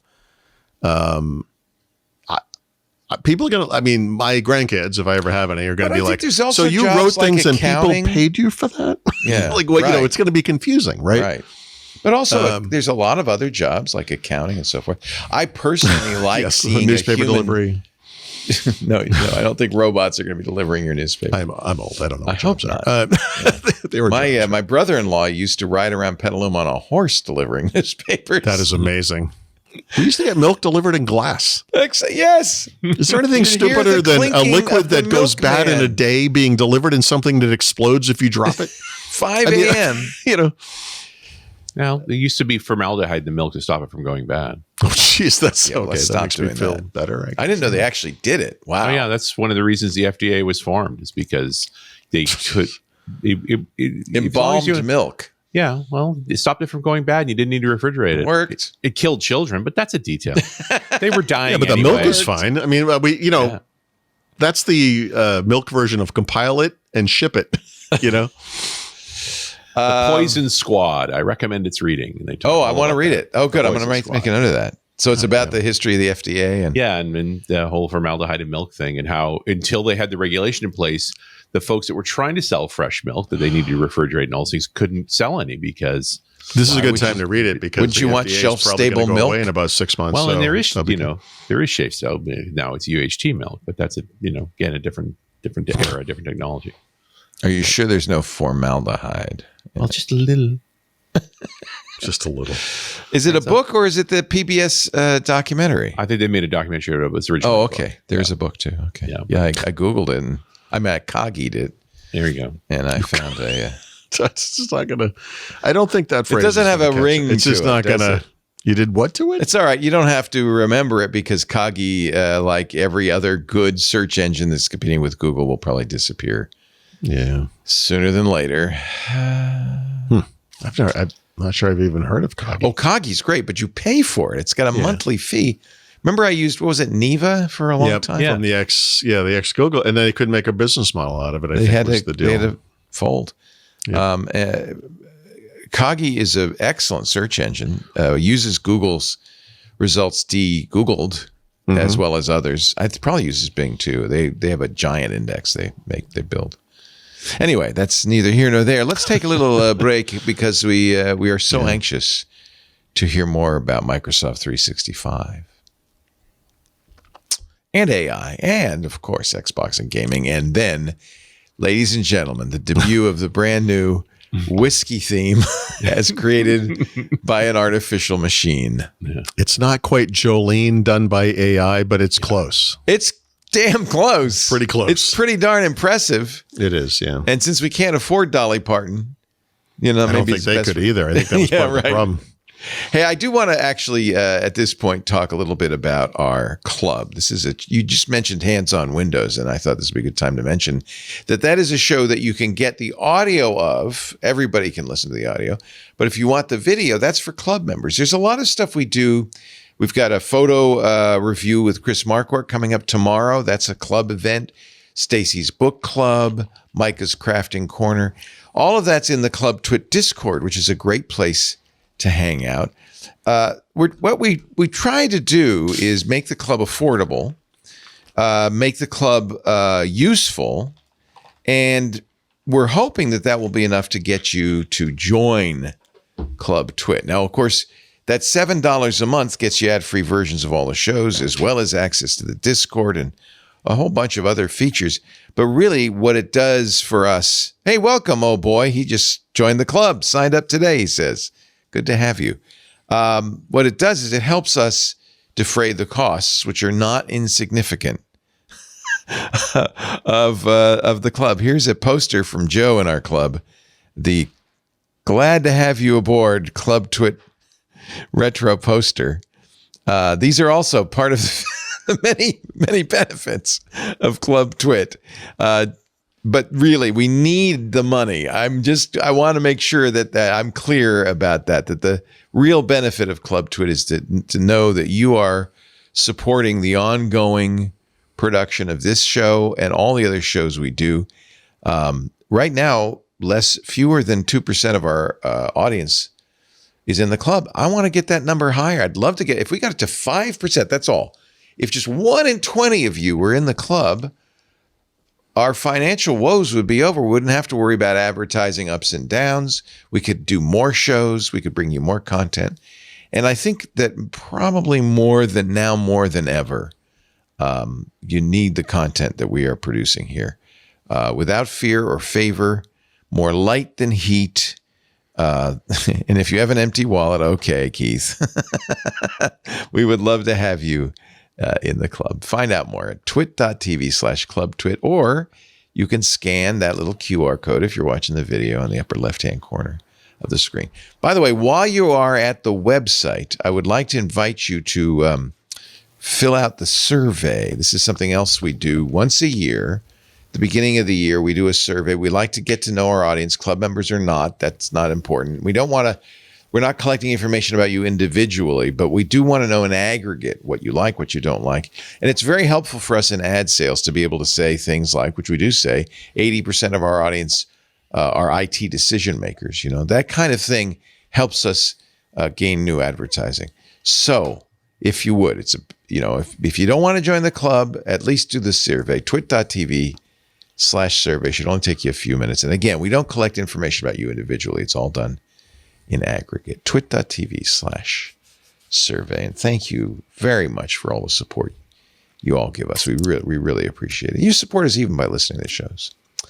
All right. Now I'm done begging. The begging bowl is now going to be put away.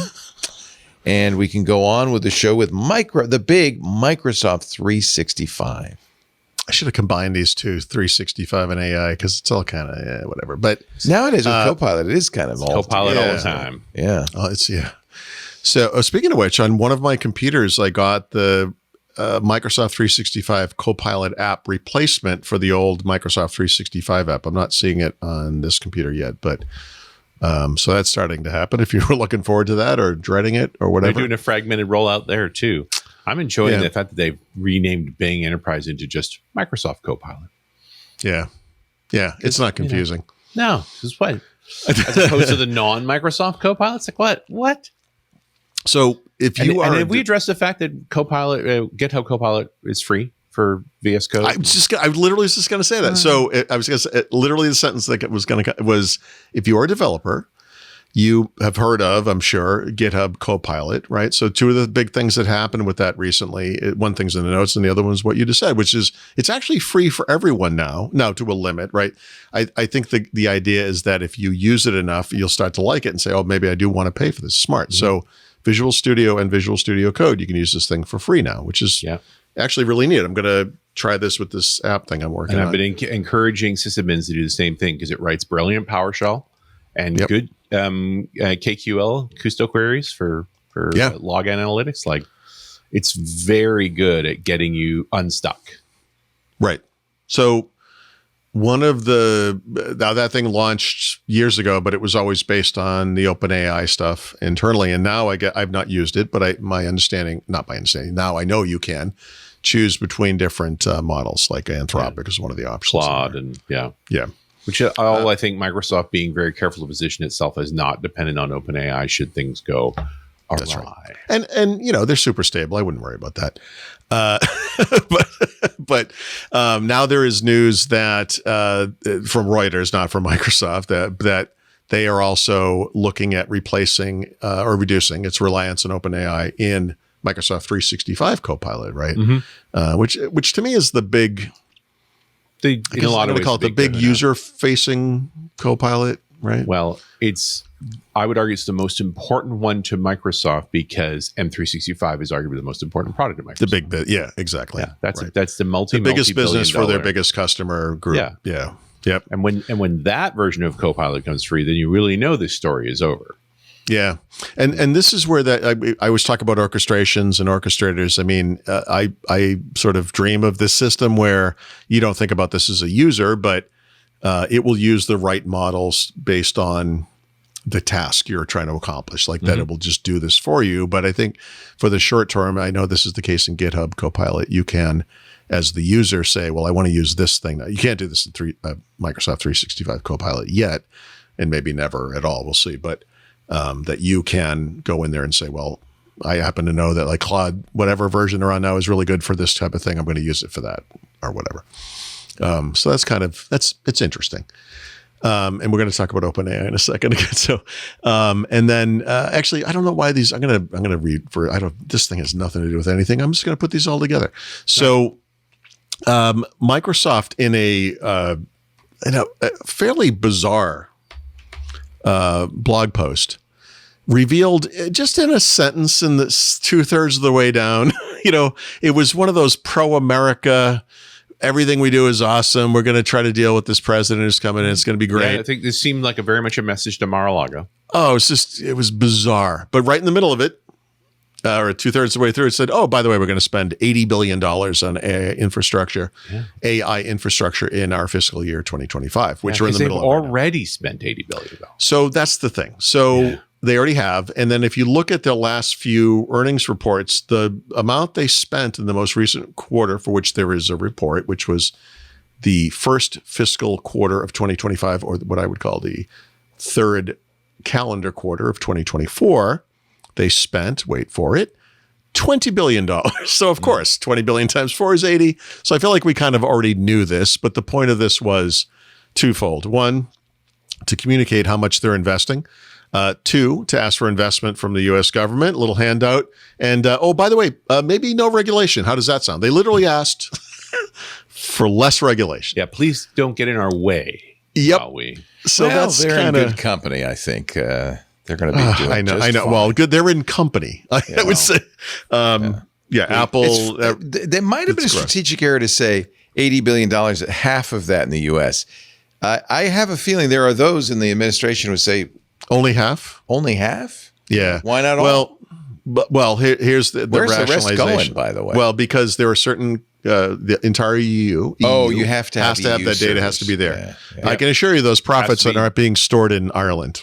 So they're all coming back to the United States, baby. Good. So don't worry. So that Apple was storing them in Ireland, by the way. That's why I said Ireland. They do keep money out of the U.S. if they can. No, of course they do. But that would be how I would answer the question. I'm not saying it's literally 100%. So the profits, that makes sense. But I would, we talked about this on This Week in Tech, but these data centers are starting to destabilize the grid in the Northeast. Yeah, it's so weird. I think that's why my screen just went blank. Yeah. Could be. Could be, actually. And that's why we need 3 Mile Island. Yeah, that's 800 megawatts. That's a lot of power. That's a bunch of data centers and more. It's more power than they need. Maybe that would solve the dim light problem I have out in the dining room. It's like a 60-watt bulb out there, even though it's really like 120 watts or whatever. Like it's super dim. See, there you go. So blame AI is going to fix every problem. I think you're seeing them telegraph the fact that they're about to get into the power business. And shortly after that, they'll have to get into the water business because those are the two constraints they have for building more data centers. Yep. And then the space business will be next. Oh, well. Because if there's anything colder than the oceans, there are asteroids with water. Now, it's the providing water for cooling. And so just take one of those big ice balls. As they work their way through stressing infrastructure for cities, they're going to keep having to provide their own. So I assume most people are at least vaguely familiar with this term, artificial general intelligence. And even if you're kind of an expert in this, you're probably only vaguely aware of it because it's kind of all over the map. But the basics here are that kind of what Leo was saying, that AI will develop cognitive abilities that are as good as a typical human being, right? That it could replace them in jobs that are now done by humans, which of course is a nightmare scenario for a lot of people. Sam Altman cannot stop talking about this. Yeah, it's a good way to recruit. I know, but you're also doing an Osborne thing here. Like they're not there now, right? You don't have a choice to use it. So no. Yeah. And you're not going to say, oh, well, I won't buy Chat GPT 3.0 or 4.0 because I'm going to wait for the next one. I'm going to wait for 5. Yeah. Well, keep waiting. It's going to be a while. Well, and the actual experts in this space say that LLMs aren't the path, right? Right. That we're not actually getting closer to a generalized intelligence. We're just getting good at language. I'm sure there's going to be a nexus of AI and quantum computing that will be the end of all of us. You know, that's it's a different class of supercomputing. No, I know. We really don't have a way forward. Okay. So my only point here is that the reason I mention this is Microsoft and OpenAI have a unique partnership, and it's kind of, again, not super public, but it's kind of understood that OpenAI can be free of this contract and of their Microsoft exclusivity in some ways, or in their requirement to provide Microsoft with all of their technology if and when they achieve AGI. So the information reported that the details of this agreement, and the two companies have defined AGI as not some form of intelligence, but rather an amount of money that OpenAI makes selling their artificial intelligence directly to customers. Nice. And that number is $100 billion in profits. This is a company that made roughly $4 billion in revenues, not profits, last year. I don't think they are. I can't imagine they're profitable because of all their costs. But this was designed, I think, by Microsoft to be artificially high. AGI stands for artificial gross income, right? But there's a reason that Nice. milestone's important, right? Because then OpenAI has become a superpower. is off the hook. Sure. No, that is why. But what I'm saying is that these two companies that are the pioneers now in AI have defined in a legal agreement AGI as money. Yeah. And it's like, guys, come on. Well, what they're really saying is, OpenAI, we own you until you start making $100 billion. So you make enough money, Yes. which is because if it was really a super intelligence, then that's basically a way of saying, so this is a forever agreement because there's no obvious path to achieving that. Yeah. But now you said it at a realistic number, a colossal number, like Right. you realize at the same time they're saying you need to make $100 billion, they're starting to give away this product. But the question is, who said $100 billion? OpenAI or Microsoft? No, it's an agreement between the two. I know, but who They came have up with that together- number? Oh, wait, who does it benefit? Does it benefit OpenAI? I think it benefits Microsoft. I think it benefits Microsoft. Yeah. hugely. Well, but actually, I think that bit is important because as we see things evolve over time, OpenAI has partnered with Apple, right? And we're like, oh, Apple has not invested even $1 in OpenAI. That seems like a little, weird. So it's like, oh, maybe Microsoft didn't get a good deal here. And then you see this, you're like, no, they're fine. They're fine. Because they get everything OpenAI does until this number is reached. And that means they get everything that OpenAI does. Right? This is from a story in the Information. We should give credit to Stephanie Palazzolo because she came up with this. But I would like to know, like, who... The old Latin saying, cui bono. I don't know that we could. It might be a mutual thing. It might be Microsoft. So once they hit that AGI milestone, then the OpenAI no longer has to provide access to its models, right? That's right. To Microsoft. They're done. Their agreement's over. We're independent. They go off and they go their How many separate ways. companies have more than $100 billion in profit a year? Like 5? It's very small. Microsoft being one of them. So in a way, it's Microsoft saying, "Okay, we got you in golden Once handcuff." you're as big as us, then you can go. Well, But if you're Sam Altman, you might also say, "Yeah, we're going to get there pretty quick." Well, but he is saying that, but I think the idea here is that OpenAI will come back to Microsoft at some point and say, "Look, we need to renegotiate this," and they'll say, "Sure, Yeah. we'll take more of your money instead." How does that sound? And that up front or whatever. So. I think this is the reason I bring it up is it's not really about AGI. It's really about how 100%. Do we lock in OpenAI for the longest time. We choose the point of this is if you thought Microsoft was getting the raw end of this deal, they're okay. Yeah. They're doing it. Unless, if really you did create super intelligence, that would be worth. Oh yeah, $100 billion. we might say. Yeah. Yeah, Yep. it'll make $100 billion making paperclips. So, Yeah. everything. And then we're going to get into interesting legal issues similar to ARM and Qualcomm, where Microsoft will say, "Wait, you made this. Well, we had this agreement, so you have to give it this." So no, we did it after we hit that figure or whatever. We'll see how that goes. It kind of makes sense if you think about it because OpenAI right now is extremely expensive. It's kind of like Microsoft is the rocket fuel. And it can't get off the pad without the rocket fuel. What they're saying, though, is by the time we hit orbit, we don't need you anymore. Right. And Microsoft's saying, yeah, good luck with that. Yeah. But I don't know who got the better deal on that one, Yeah, we'll have to see what happens, Pretty and sure we'll look Microsoft back. got the better And deal there. You think so? right now, I think Microsoft did. Yeah, I'd be betting on OpenAI, but that's Well, because I think because they're going to hit super. if intelligence OpenAI at some had point. done what they did and Microsoft didn't get involved, if they somehow partnered with Google or Amazon or whatever, Microsoft would be done. That's true. They need, effectively they OpenAI would just as be much as done, OpenAI right? would say. So, yeah. I mean, we always talk about this, the bet the company nonsense that Microsoft always talks about. This was literally a bet the company thing. I mean, if they hadn't done this and OpenAI was able to go with someone else, I don't think Microsoft has a future. They took it away from Google, right? That's really what they were trying to do. Of course, They did there's not there's want a lot of raw feelings there still. And Google does not want Microsoft to have it, and it probably. And they can't help themselves. Like Sundar Pichai, To be who's clear, OpenAI is taking technology from Google in the first place. That's why it was set up. Of course. Right? Like Google has been punished in this space every step of the way. They made Google brain first. Google looks like the putts. Xerox PARC of the 21st you're century. totally right. That you had all this stuff in house. You had brain, and you protected got your existing Hinton and businesses Cisco rather Bar. than going to market with it. Oh, that's Yeah. interesting. Yeah. I mean, that's kind of what happened, right? I mean, so anyway, it's an interesting world, I guess. I don't know. And really, it's all kind of a bet. We don't like if we could have a crystal ball, we knew it 10 years. Still not providing any profits of any kind anywhere. And it's hideously expensive. And it's But did I mention that the text rewriting thing in Notepad is unbelievable and easily worth the $11 billion in investment wait all till by you itself? hear the song. Yes.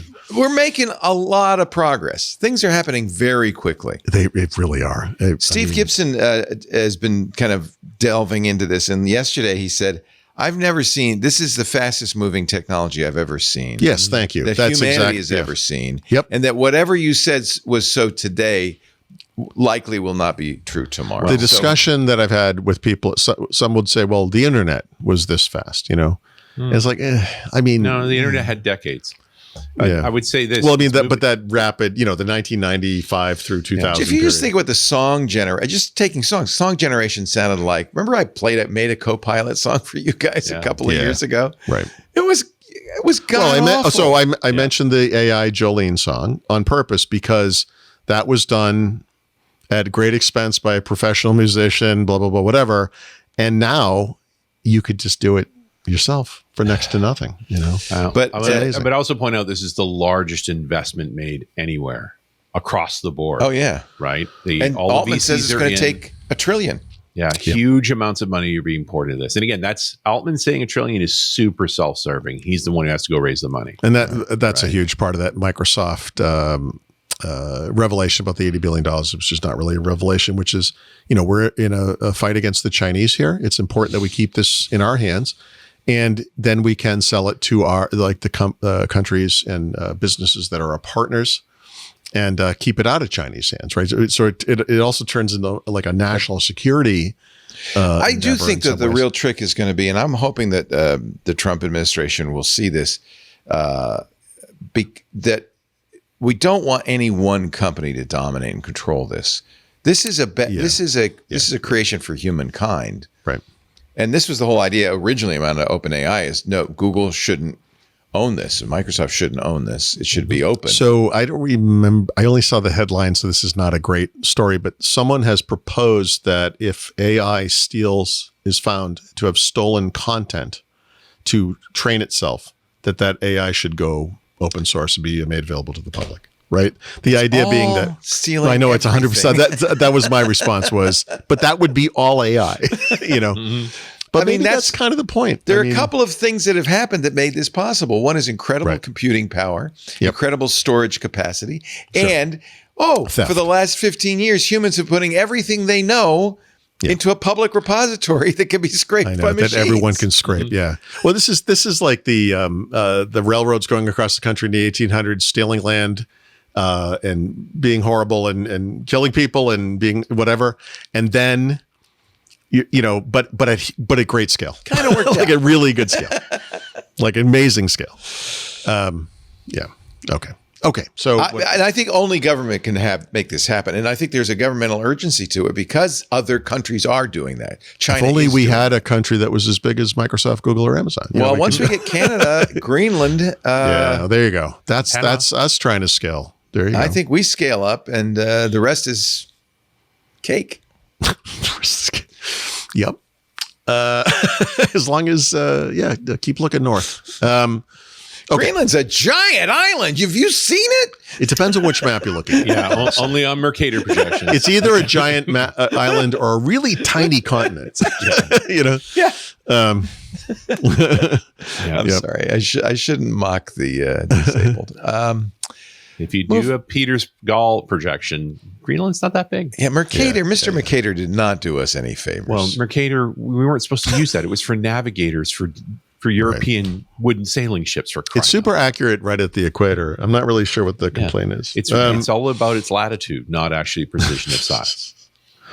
Not that I have strong opinions about these things. Oh, wait, I do. Okay.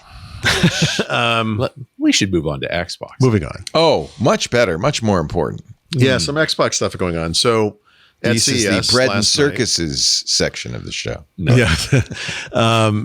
Microsoft has been taking baby steps to make the Xbox experience on Windows be more console-like, right? There's a kind of a simplified version of the app. There's a simplified version of the game bar, et cetera, but they want to go a lot deeper than that. And Phil Spencer was talking about how, architecturally, Xbox as an OS and Windows are the same underlying kind of Hyper-V architecture.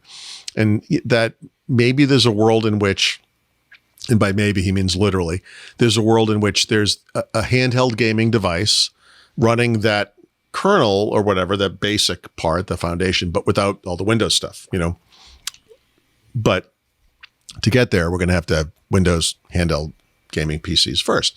And, Steam Deck type systems are starting to spread pretty rapidly. At CES, we've seen a bunch of these things. Acer's got one, which is a second gen for them. Lenovo's offering one that offers a choice of Steam OS or Windows. Fascinating. AMD, among their 117 whatever chips that they announced a second gen Z2 chip family. There's 3 or 4 of them.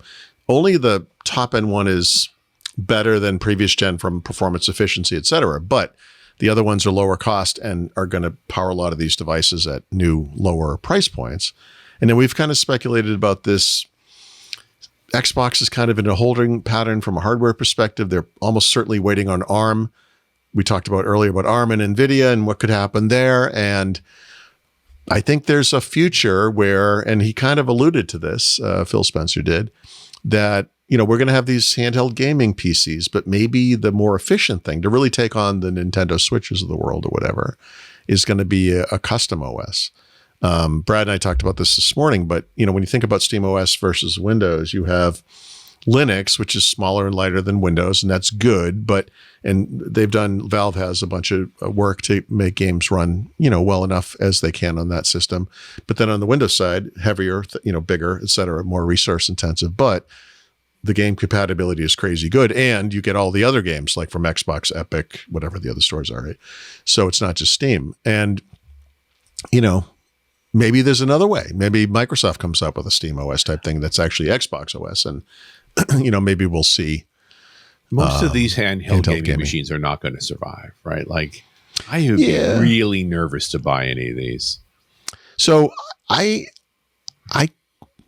wouldn't buy one myself, but I'm 58 years old, I think. I think you could buy the new Switch when it comes out. That's for sure. That's the obvious one to buy. Yeah. Yeah, but or a Steam Deck. But a younger person that wanted PC games and wanted to play them on the go. The thing I remember, we've gotten into a world where I just reviewed a ThinkPad T14S based on an AMD chip. It's not the high-end 9 series, whatever. It's just a mid-level chip. Runs Call of Duty at 1080p plus. It's 1920 by 1200, 45 frames per second roughly. This is a business laptop. I mean, come on. Like, we got enough GPU in it these days. It's we're in a good place. So this is the time for this to happen. I think, when Steam OS, Steam Deck first came out, I guess Steam Deck, I don't know. I think there were too many compromises at that. We're just a couple of years in, and all of a sudden this is starting to look pretty good. To me, the screen is the big issue. I could deal with the controller part's fine. I play with a controller actually. So to me, it'd be the screen, you get a sniper off across the map and it's 1 pixel on my screen.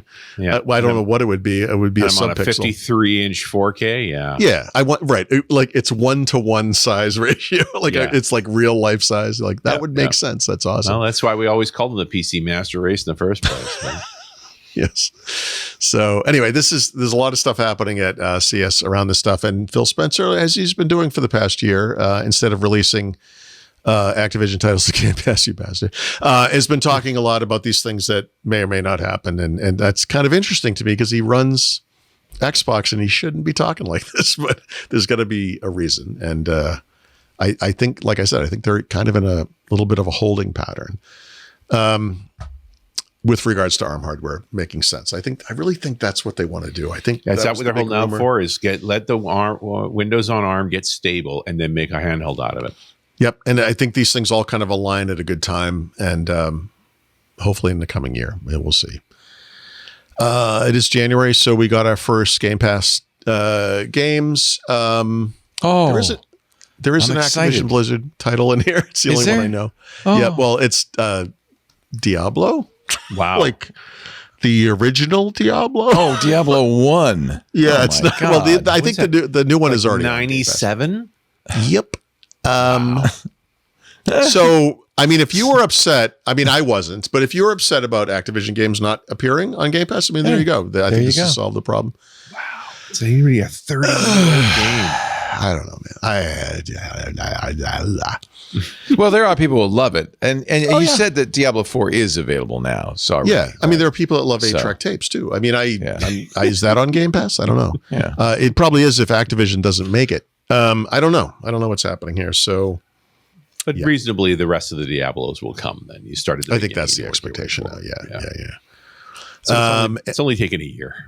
Nvidia announced new graphics cards for PCs. The 5000 series. Mm-hmm. The 50s. Yay.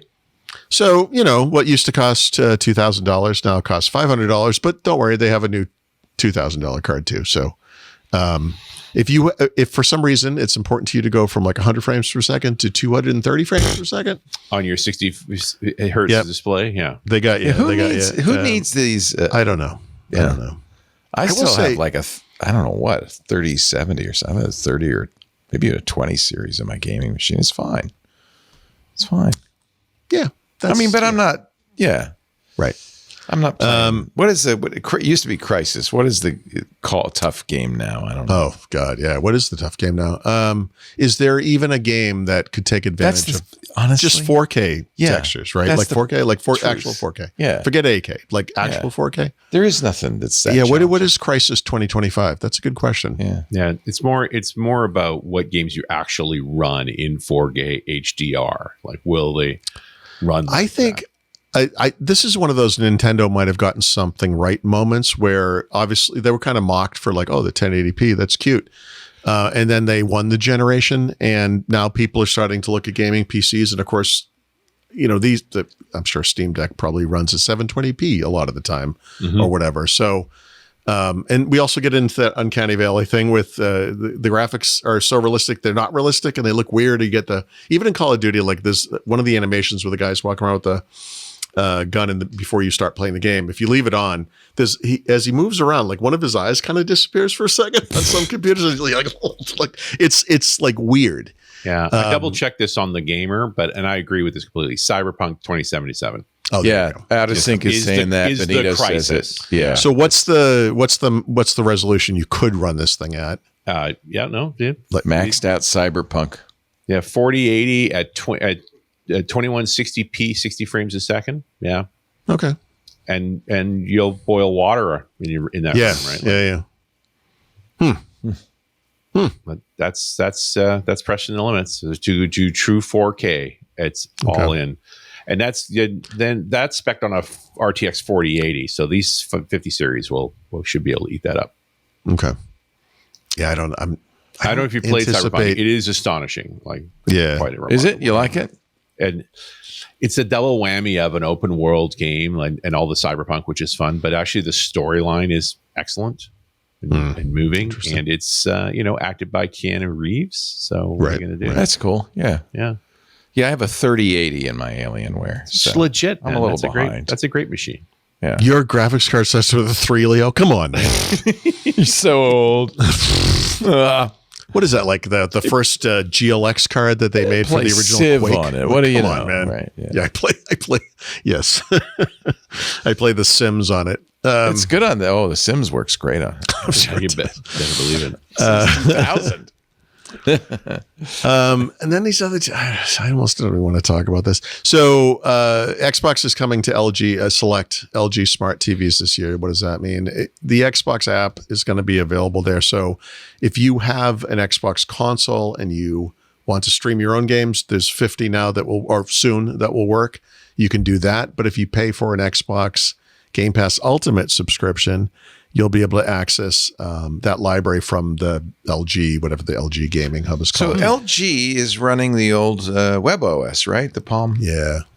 So I wonder, but no, it's just a browser, right? The way they It's just the vestiges of a mobile platform, right? Like it's probably, I think the programming model is probably all web based, but that's fine. I mean, It makes me they're really think about the idea that I could leave the Xbox downstairs and then play my games upstairs on the LED. I would be fascinated if you did that and you found it to be acceptable.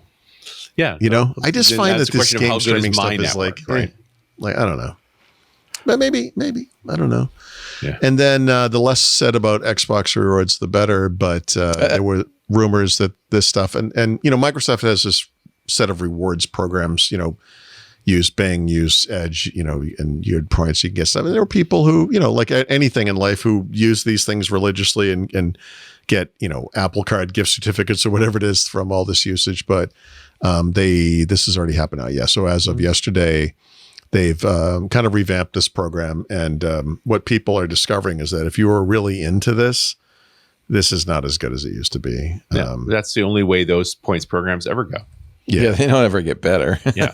Yeah. So I don't know. I'm not sure I've ever done Xbox rewards directly or on purpose. Like I've done the Bing reward stuff sometimes just to see it, whatever, but I don't know. Whatever. The reward of playing games is playing games. Yeah, who needs a Or something, I Apple don't gift card? Exactly. Yeah. I don't know. Well, I do actually, but okay. whatever. All right, we are. Hey, how exciting! You guys have moved right along. We're ready for the back of the book, and of course, our whiskey pick and the debut of our new whiskey theme featuring Anne Murray. I'm sorry, AI Anne Murray. You're watching This Week in Windows Weekly. That's too many weeks. It's a lot of weeks. It's a lot of weeks with Paul Thurrott and Richard What's his Campbell. name? What's his name? The guy over there. The other guy, the guy with the beard. Back of the book time. What do you got? Paul Thurrott, your tip of the week. So I'm browsing around my newsfeed the other morning, and this was a Mac website of some kind, or like one of those Apple, whatever. And it just comes up and it says, get Windows 11 Pro for $20. And I'm like, okay. So I go look at this thing. It sounds And like a scam. these are all over the web, right? You can actually get Windows and Office like standalone. I did. I bought it from Penguin. Yeah, as cheap as $30. Is It's a usually penguin usual. with an eye. Yeah. Penguin. So I've also done this a few times recently, and the only reason is that Penguin, I guess. It's a K. Yeah, I don't remember the names of the sites I've used, but I've used a few. This one I found on Tom's Hardware. We talked about it earlier. I use it for my VM, and it was cheap, and it seems to be legit. That's a great reason to use it. Like you're in a VM, especially on a Mac, where you want to run Windows, and $130 for Microsoft, $200 for Pro. You're like, I just want to run a Windows app here. Here's a So the Windows question 11 people always- Professional OEM product Pro Key, $22.80. Wow. Yep. So here's the thing. So people will sometimes email and say, is this legit? I mean, this is a scam, right? Or this has to be illegal or something, right? So the site that the Mac/Apple site pointed to is a Microsoft partner, right? So I'm like, oh, that's kind of interesting. And it turns out that the key that they're selling for Pro or Home was coming from a different company. So I went and looked them up, and you could get either for as low as $10 a piece. So I'm like, all right, I'm going to do this. So You couldn't. They had already sold too many. The offer was gone. And so it occurred to me on the Surface laptop I'm using, which is Home Edition. I actually last week tried to install Hyper-V, forgetting it was Home. Hyper-V is not available in Home. There's a workaround for that, blah, blah, blah, whatever. But I was like, you know what? I'm just going to go, let me see how cheap I can do this now. Because like I said, I've done it in the past. I used to use TechEd and MSDN keys when those things still worked. I had them stocked up over many, many years. Windows 7, Windows 8X would all work in 10 and 11, and then they cut that off finally. So, yeah, I mean, honestly, as recently as this morning, I bought a key for, I think it was $25. Activated immediately, no problem. And now that's tied to the hardware. I don't see Microsoft ever taking this away. So why am I telling you this? Because I think people look at this and they're a little bit worried about it. Like, what could happen? What could they do? What if they stop letting me download updates, or I can stop, whatever? Guys, you got this. Like, Microsoft is not going to remove your data from the computer. They're not going to prevent you from getting into it. They're not going to do anything is what they're going to do. They're going to do nothing.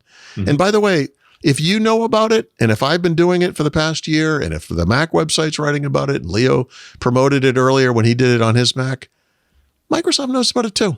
So don't worry about it. The Windows 11 upgrade is free if you have a qualifying computer, which is a lot of them, but as we're about to find out, not all of them. And there's no other market there's no mass market for this stuff. No one is, I don't think this is a concern. So I'm not. In other words, they're not worried that they're losing money because of this. They're not losing money. It's, you know what I mean? Like, so where do these come from? They buy them in bulk and they sell them per. So this is like when you would, in the old days, you'd go to Egghead and they'd say, well, you have to buy some hardware and we can sell you the OEM. Yeah, right. An OEM key. Yeah. They're not always OEM keys. I've also done this with Office to do some of my testing of like standalone Office versus the subscription version to see how that changes the equation with, OneDrive requirements, yada, yada. It's kind of fascinating. Like the latest version of Office, the consumer version, which is like Home, and I don't remember what the other version's called, but those are actually still fairly expensive because they're brand new. What? I'm sorry. Did you have the name? Family?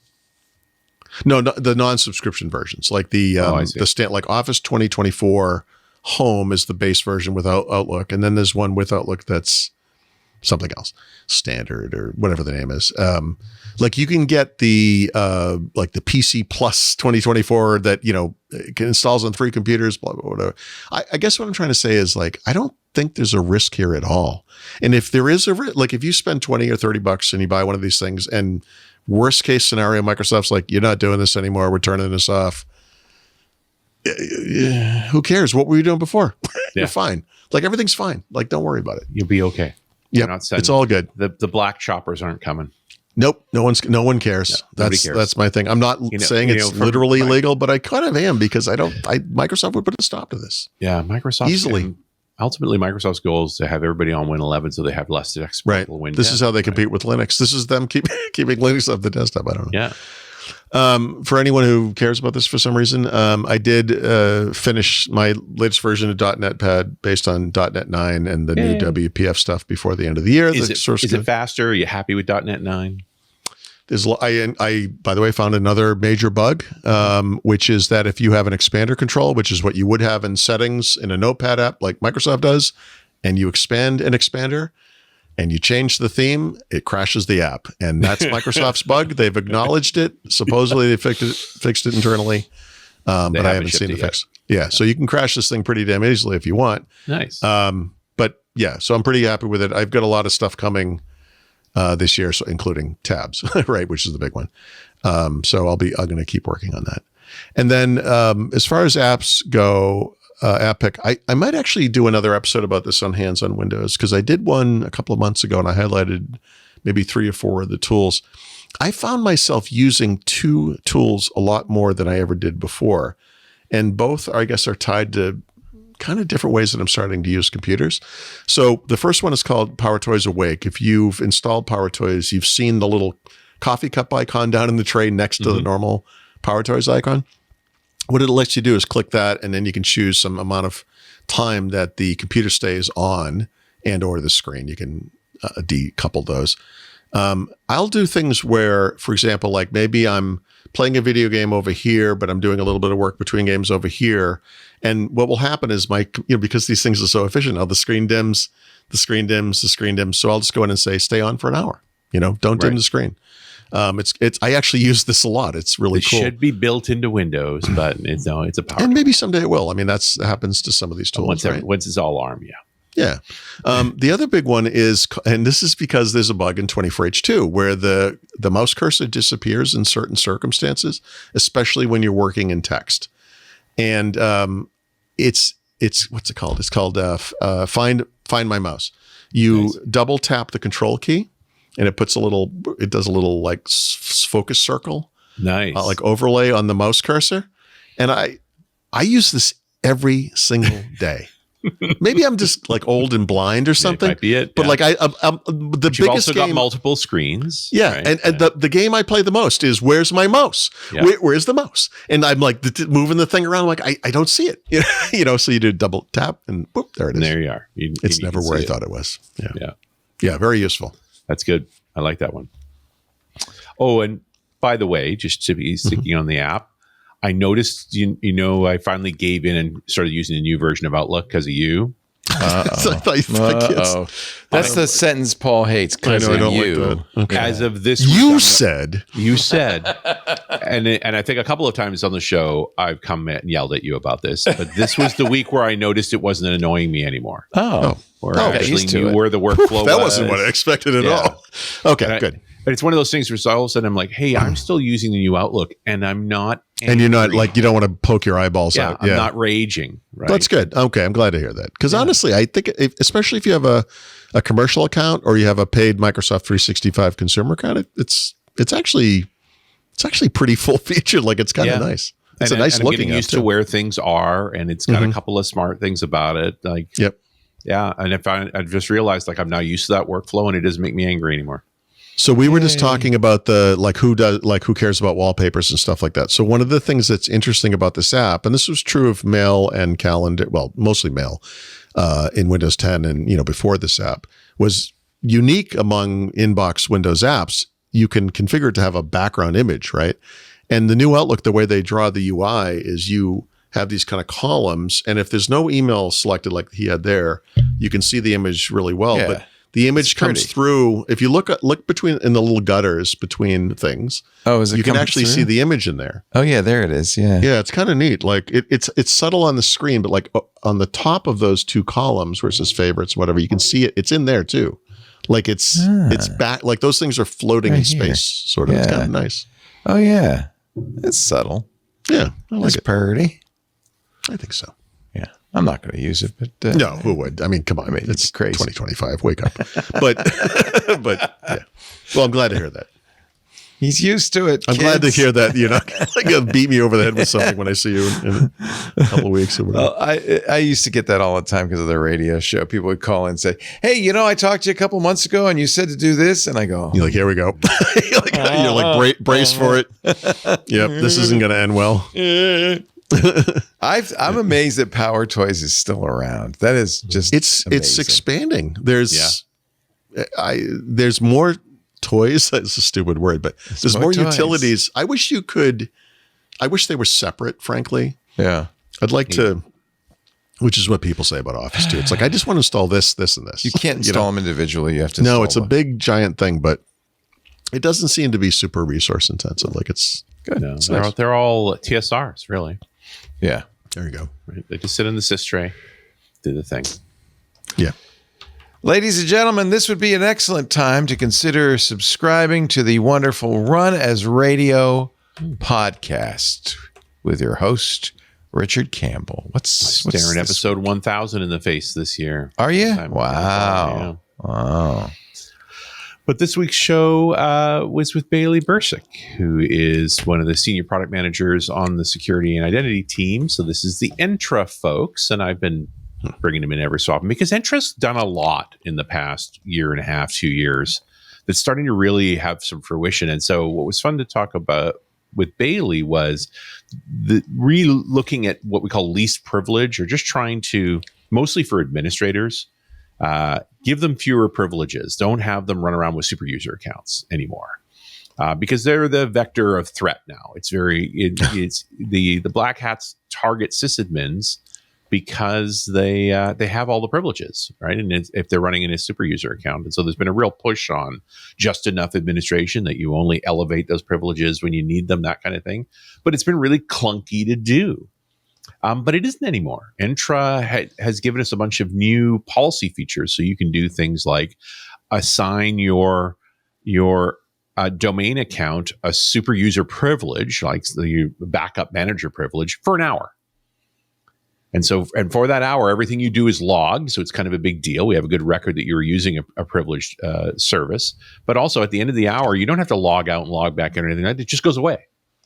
So nobody lives in high-end privileges anymore. We also dug into things like the what was the name of it? Let me just pull that name I got. The Entra Permissions Manager. So the other question was, what privileges does this account have that have never been used? So actually being able to have a log of what privileges were actually tested and used and when they were used, so that you can start granulating, saying, well, that privilege hasn't been used in a year, so let's take it away, as well as what ones have those things. And we're not just talking about administrators or users, but also applications, because you have to give permissions to applications as well. And so Entra has an overview of all of that and basically provides a dashboard to allow you to see all of the privilege utilization and then be able to tweak and tune it as necessary. So you can sort of pull back privileges bit by bit to again, create a sense of least privilege. You only have the privileges you need. Very nice. Yeah, a great step forward. I'm very excited to see that this is becoming easier, finally.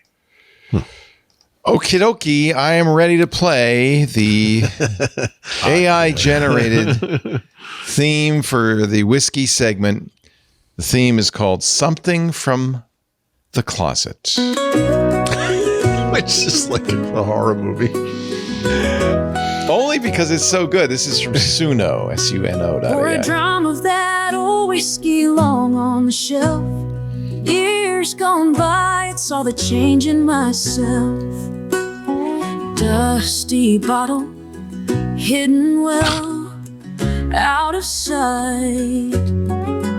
Now we'll drink to the memories and toast to the night. Pretty good, huh? That's not bad. Crazy. That's insane. It wrote the lyrics, too. From my closet, secrets it's kept, with whispers of nights when nobody slept. How would a machine know that? Golden liquid, warm and strong in my hand. Let's raise a glass, let the stories expand. Whiskey in the closet. So weird. Oh my God.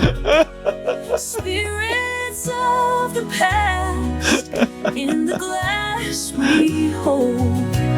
All right, that's enough of that. You get the idea. It's crazy. Listen, when you go on Lilith Tour or whatever it is with this song. Sorry? Yeah. It's like something from Lilith Tour. Yeah. I mean, okay. I think it sounds pretty like, if I didn't tell you ahead of time, you might think a human wrote it. Right. Yeah, it's not, it doesn't trigger the uncanny valley like a lot of the others. No, I think that's the big difference. That's what's crazy about it. Yeah. Well, I wrote another one here. I'll just play it briefly. This is the lyrics that I wrote. One. Yeah. It's a little shorter because the lyrics there's only 5 lines. What weird stuff did he find today? Is there something in your closet from the Isle of Tolay? Don't It's the guy from Halloween. He's coming to kill you. It'll always be whiskey to me. I think that's pretty good too. It's pretty funny. Anyway, Richard Campbell, I'm sorry about that, everybody. You're going to need a good wee dram of something right now to get that taste. I got out a of little your mouth. something. All right. I felt like I hadn't talked about Irish in a while. Looking back, I love through Irish whiskey. Jane. Last Yeah. one was Jameson, which was 4 months ago. So I I went to Kilbeggan. Now, Kilbeggan is a town near the center of Ireland. It's in the county of Westmeath on the river Brosna. This is literally in the route between Dublin and Galway on the M6, although there's a little bypass and stuff these days. Old town, nominally created because of St. Becan, which is considered one of the 12 apostles of Ireland, who founded the monastery there. That's how you pronounce that, not Bean? I would say Bean. It's Becan? I'm guessing. I'm Saint not Gaelic. Pecan? You're going to fight about it.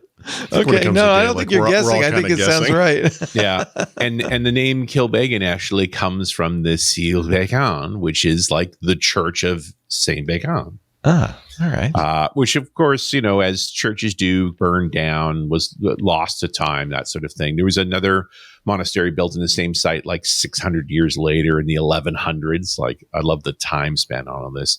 Although that one stuck around for about 400 years or so, till you have the revolutions in the 1500s, and then the land gets taken from the monastery, granted to a local family called the Lamberts. They dismantle everything. Although, as I was digging into this, I found this geophysical survey where they were using multispectral analysis and found the outlines in the ground of the original monastery and so forth. So while it had been lost for a few hundred years, it was found again in 2003. But this is actually a story about whiskey. I just told you about the town. And this is a good whiskey area. Just a few kilometers to the south is Tullamore, another great Irish whiskey. And this is a very old whiskey town because this distillery was founded in 1757. So about as old as you get. This is from the McManus family, a gentleman by the name of Matthew McManus who put it together. And apparently in the notes, they used a bunch of the stones from the old monastery as part of the construction for this place. And of course, it's the 1700s, so it's all water powered. So they built it right on the river. With a paddle wheel, which, by the way, still exists to this day to power the pumps to operate the distillery. The Locke family, another old family from that area, takes over the distillery in the 1840s.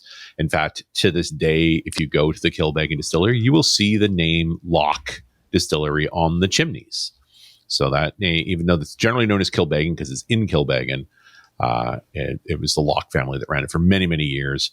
And that's also when the Industrial Revolution came. So they put in a steam pump or a steam boiler to run the power plant when the water wasn't available.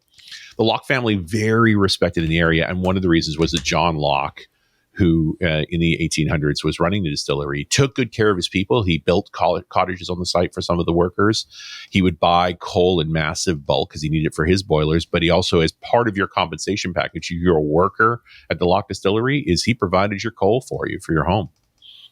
And to the point where there is a famous newspaper story from the 1860s where they had an accident that damaged one of the boilers at the Locke distillery, which Locke couldn't afford to replace.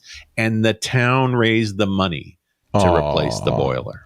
It's kind of like the Green Bay Packers in Lambeau that Field. kind of thing. And a related story from that same newspaper was that in 1878, there was a big fire at the distillery and the whole town came out to fight the fire, including rolling a lot of the barrels out of the burning buildings to save them, which I also think is a separate motivation. High priority, yeah. Save the whiskey. And they became a public company in 1893. The John Locke & Co. Became a publicly traded company. Now, like many distilleries, they had to shut down during World War I when the grain supplies got short, and they were hit hard by U.S. prohibition. Went back, were up and running again with a younger generation of the Locke family in the 1930s after prohibition was over. But Ireland wasn't having a good time then either. Within 20 years or so, things got very tough. And in 1953, they stopped production, continued to sell some barrels, fully shut down in 1957 when they couldn't pay their taxes. But the government never did anything with it. They were kind of raided in the 1960s when Europeans would come in and buy barrels and simply resell the whiskey and make some money there. Until finally the citizens of Kilbeggan rallied in the early 80s. In 1982, they formed the Kilbeggan Preservation and Development Association. And one of their goals was to save the distillery. And so they raised the money to build a museum to distilling, not even trying to restart the distillery per se, but just to preserve the building and not have more bad things happen to it. Until a fellow named John Teeling came along.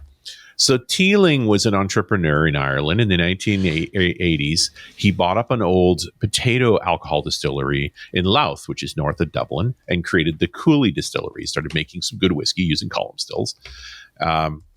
But he was low on space up there. And so he bought Kilbeggan from the town for a bargain in 1988 to use their warehouse. The warehouse was largely empty at this point. All the barrels had been sold off. And so he stored his whiskey in Kilbeggan, and over time started using more and more of the facilities of Kilbeggan that were still intact. And so by 2007, coincidentally, the 250th anniversary of Kilbeggan, he starts actually making whiskey in the Kilbeggan site again. Now, he did the mashing fermentation steps at Cooley, but then he'd bring down the wort and do distillation in the original 180-year-old stills in Kilbeggan, and then barrel it up and store it in the Kilbeggan warehouses. And so there's a big ceremony that was done for the first firing of those old stills in 2007. And he had representatives, descendants of the McManuses and the Codds and the Locks that had operated the distillery for the past 200 years, although at that point it had been shut down for 50 years. By 2010, Kilbeggan is a fully operating distillery again. They built out their own mashing and fermentation facilities again, most of which have been lost. And in 2011, the Beam Corporation, as in Jim Beam, acquires Cooley, which of course owned Kilbeggan. And then a few years later, Suntory bought Beam, as we know. So now the whole package is owned by Suntory, both Cooley and Kilbeggan. In 2015, immediately following that, Teeling, because you may know the name, took his profits from selling off Cooley and Kilbeggan to Beam and Suntory, and created a brand new distillery in Dublin called the Teeling Whiskey Company, which will deserve its own story. Although I would point out that by 2023 had sold it to Bacardi. So John Teeling, man, like building distilleries and selling them, he did a bunch of it. So, and Forsyth, who are the famous Scottish still makers, actually approached Kilbeggan in 2019. They made an exact replica of the 200-year-old copper pot still, so they could preserve the original and continue to produce whiskey in the same style.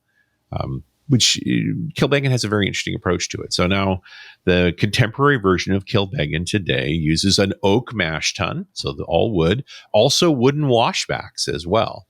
And then they have those replica stills, a wash still of 3,000 liters and a spirit still of 2,000 liters. But they only do a double distillation. Most Irish whiskey is triple distilled, but Kilbeggan is not, just twice distilled. And then they have this large granite rack house. It's a arched concrete structure with a hard floor. They store their whiskey upright on pallets. I think you got that picture up there, perfectly timed there, Leo. So notice 5 high, which is very tall. So they use forklifts to move this around, which is why they need the concrete floor, and upright barrels. So a little less wood contact. Most of those barrels are used bourbon casks. That's their normal barreling for the variety of their whiskey. They make a few different versions. I'm going to talk about their blended because it's the basic, but they have a small batch rye, which they first started making in 2010, about 30% rye. The rest is both malted and unmalted barley, which is, if you remember our Irish stories, that's a common trick for the Irish, that they don't just use malted barley, because there was a period there where the Irish government would tax malted barley, so they started using unmalted barley. They have a single still edition, which is both malted and unmalted barley, plus 2.5% of oats, because the Irish are crazy. Actually, that's an old school Irish whiskey going back into the 1800s. So they do all these things. And there's a triple cask edition, which is bourbon sherry and virgin oak. That is not what I have here today. So back in 2011, we did a .NET Rocks tour across Ireland, and we stopped in Dublin, and we went up to Belfast, and I got a chance to see the Bushmills, and then we went across to Galway, and on the way we happened to stop at Kilbeggan, and this is the bottle that I bought. Ooh, that's a pretty, much prettier than the one on the website. Yeah, this is the old school bottle, and these are largely gone. So this is literally a batch 2 edition, bottled in August of 2011, and it was that fall that we came there. So this was brand new. Oh, this is an old bottle from the closet, and the cork has immediately broken on it. That's excellent. That's a good sign. Yep. Yeah. Well, is whiskey like wine? It gets better really with age. That old. No, in the bottle. No, it does not. Okay. You don't normally have air exchange in a whiskey bottle. That's why they do a foil seal on it. And so it is what it is when it gets put in. But you take a look at the color of this. So that's not bad. There's no age declaration on this, which is pretty common. It has to be a minimum of 3 years, which is sort of normal. I know that this distillery reserve is only barley. So again, it was one of the early whiskeys they were making. At least 16 years old now. It's been sitting in the bottle that long. For better or worse. It's only a 40% because they don't really go in for a lot of that stuff. Wow. No, that's so Irish, isn't it? Just no offensive nose, light on the tongue. You're just drinking happy. It doesn't have a big hard hit. It doesn't go out. God, you make me want to drink. There's something wrong with you. Yeah, no, it's such a definitive Irish drink, like that. And that's why I just pointed you to the blend, because the basic Kilbeggan, the one you can actually get in the US, like this was only made for a couple of years and only at the distillery. And I found it, you can get this at auction now. I found a site that was auctioning off these bottles for about 70 pounds, so maybe $85, which is typical of Irish whiskey. They're not super expensive, but the regular blended bottle, which I absolutely rank, $25. And it's a classic Irish whiskey that you probably haven't had. It's a little bit off the beaten path. We've got a bunch of questions in the Discord this time. This is very funny. What's the difference between horizontal and vertical barrel aging? Vertical is the standard, where you lay the barrel on its side in a rack. It increases the surface area of the liquid exposed to the air gap in the wood. Do they have to rotate the barrel if it's on its side? Is that a thing? They normally don't. No. Okay. And then they thief from and that's also where the bung is. So if you're going to thief from it, you're able to pop the bung and thief from the barrel. That's the bunghole. You can't do Cornelio. That in a vertical placement. It's a technical term. Okay. Yeah. Does whiskey go bad in the bottle? No, not when the bottle's full. But there's been a general conversation these days of when you get to about a half a bottle of whiskey, if you let it sit for too long, you've put a lot of oxygen in the bottle. It does start to oxidize. And so it sort of loses some of its character, which is really a way to say, hey, if you got a half bottle of whiskey, call some friends. Yeah. Knock it out. I guess you could use a Coravan or something and put nitrogen in there and preserve it. Yeah, you could. It's just very, very vino kind of mindset. Yeah. He's like, or just drink it. Or you could just drink it. Here's an idea. I actually have something that might bring you to drink. I've written a little song. Oh, no. I knew you were awfully quiet there for a while. In honor of old up to something. Irish Saint Began. If you'd like to hear it, it's kind of historically accurate. I hear the fiddle. Yeah, little Irish fiddle. Old Irish Saint began in building his church. This is like something you'd hear in a pub at night in Ireland, Whilst his hands were employed, he ceased not praying with joy. Old Saint began, his crazy. Lord did please. So they named a whiskey after him, because it brought you to tears. Now it's Kilbeggan, a whiskey for ears. How about that? How about that? That is crazy. I'm pretty sure that's the woman from the chorus. So that's amazing. Yeah. It's a true story, by the way. That's why he became a saint, because he built his church on his knees, crying the whole time, which honestly, I probably would have done too. True enough. Well, that's Kilbeggan. And like I said, if you can get any special editions, feel free. The blended is fine. It is a classic Irish whiskey. It's just they're a little sweeter, right? They're a little... Yeah, they tend... Well, most Irish whiskeys are triple distilled, so they take a little more of the character out of it. It's just as an easy drinking, lighter whiskey. Yeah. This is a double distill, which makes it unusual for Irish. They tend to age in the bourbon cask when the bourbon imparts a certain amount of sweetness as well. So, but no peat. No, not a thing. Not a thing in Ireland. That's a Scottish thing. You know what the Irish got? Wood. You need peat. I was going to say good taste. What do you mean? No, that's kind of like why I like Irish whiskey. There's no risk of smoke. You kind of can't go wrong. And look, it's rarely my first choice, just because it's not as easy to find, right? There's always Jameson and Bushmills, that's going to be on everything. Yes. Tullamore, Yes. Dew, Teeling, legit. Is Redbreast 12, is one of my very favorites. I've talked about the green spot and the yellow spot. There's blue spot and red spot as well. Much harder to find. Fabulous whiskeys. Yeah. You know, you want And to the Clonakilty ain't bad either. Clonakilty was lovely, but much harder to find. Yeah. We do the Redbreast, I think. Yeah. My Redbreast brother-in-law's a big Irish whiskey. If you're going to have a nice Irish whiskey, the one that, plus they have age appellations. People feel good when you pour them a Redbreast 12. Yeah, they feel good, don't they? Yeah. Right. Oh, you're bringing out the good stuff, eh? That's it. Well, I only actually, the 12, the 18 still in the back of the room. You turned that Clonakilty or what? No, the Kilbeggan.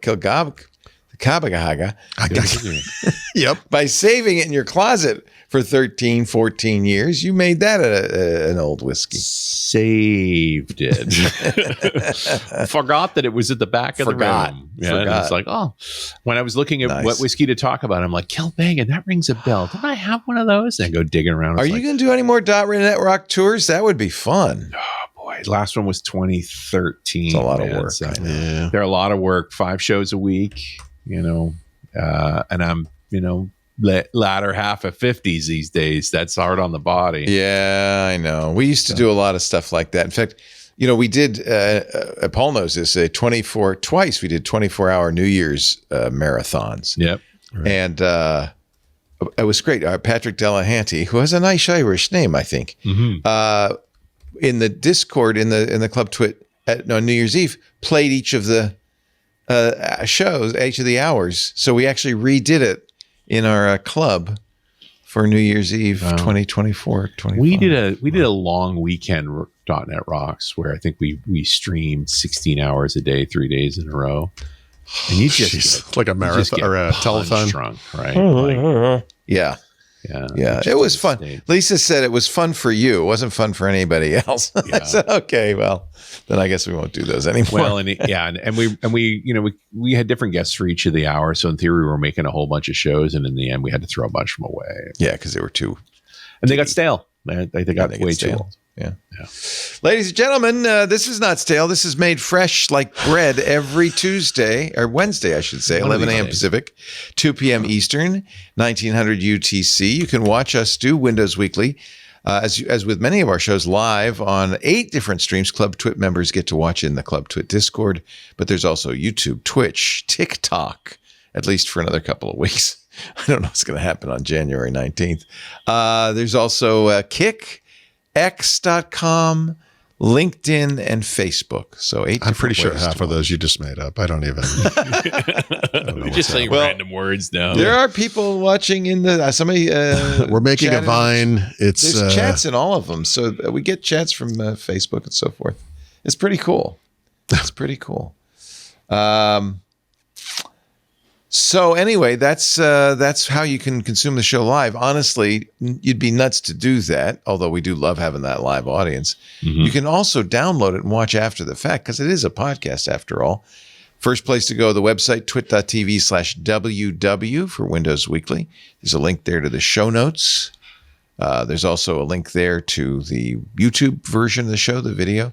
And, of course, to a couple of podcast players. Any podcast player should have Windows Weekly, both audio or video. You choose. Skaboodle. Vera. Did you see Patrick's? We're streaming on Skaboodle. and Castfast with a K, of course. I love it. Hey, he's our web engineer. If he says so, it must be true. Must be happening. He would know. Must be true. That's all I'm saying. Go to the website, take the survey, twit.tv/survey. We'll keep it up for a couple more weeks. You get a chance to let us know what you think, who you are. We really appreciate that when you do that. It helps us out. And of course, join the club if you're not already a member, twit.tv/Club Twit. You'll find Paul Thurrott at his website, thurrott.com. Become a premium member. There's so much good stuff there. It's such a great site. And his books, Windows Everywhere and the Field Guide to Windows 11, are available at leanpub.com, where you set your own price. They're also automatically updated. You probably don't update Windows Everywhere because that's more history. So actually, I am going to be updating that soon. Yeah. Nice. This year at least. Yeah. Oh, with .NET 9? So I ended it as with the release of Windows 10. So I think I'm going to continue that part of it. But there's a bunch of .NET stuff I want to get in there. I'm waiting on Richard's bug nuts, and there's some interim materials. There's a bunch of new stuff. So very nice. Yeah, very nice. Hopefully. Richard Campbell is, of course, at .NETRocks.com. He also does the fabulous show with Carl Franklin. .NET Rocks. Oh, yeah. I said the wrong thing. You're at runisradio.com. I am at runisradio. That's what got me confused. I'm also at .NET Rocks. Oh, there's a .NETRocks.com? Yeah, sure. Okay, why not? And there's also now, what, a skaboodle.com? I don't know. I am literally right now trying to sign up for the service. I don't know what's happening. From thecloset.com? Something like that, yeah. What is it? What is the new domain? Skaboodle? No. The domain, domain I just registered was something weird I found in my closet. Yeah. Something weird I found in my closet. Did I get that right? Let's see if it's got the redirect working yet. It hasn't had much time to propagate. So something weird from my closet.com. I love that. Eventually we'll take you to the playlist. So great that we've made. Kevin King's done a great playlist of all of your whiskey recommendations. And that's on YouTube. And so eventually that, as soon as it propagates, we'll send you there. That's an easy way to do it. Something weird from mycloset.com. This is so excellent. It's a lot of typing, but you only do it once. Yeah, but you know all the words, right? Right. It's not it's a words random you set of know, characters. unlike skaboodle.com. Yeah. give it a day to propagate, and you literally just almost walked into a tagline. It's like words you know from people you probably shouldn't trust. Don't trust those people. Hey, words you know from questionable folk. Yeah, exactly. You shouldn't be listening. Thank you, everybody, for joining us. God. I apologize for the music, but I do thank Suno.ai because it's pretty amazing what it can do. So it is unbelievable. Yeah. It's freakish. We will see you next Wednesday on Windows Weekly. Mm-hmm. Thanks, Paul. Thanks, Richard. Thanks, everybody. See you. Have a great week. Pour a drum of that old whiskey long on the shelf. Years gone by, it's all the change in myself. Dusty bottle, hidden well, out of sight. Now we'll drink to the memories and toast to the night.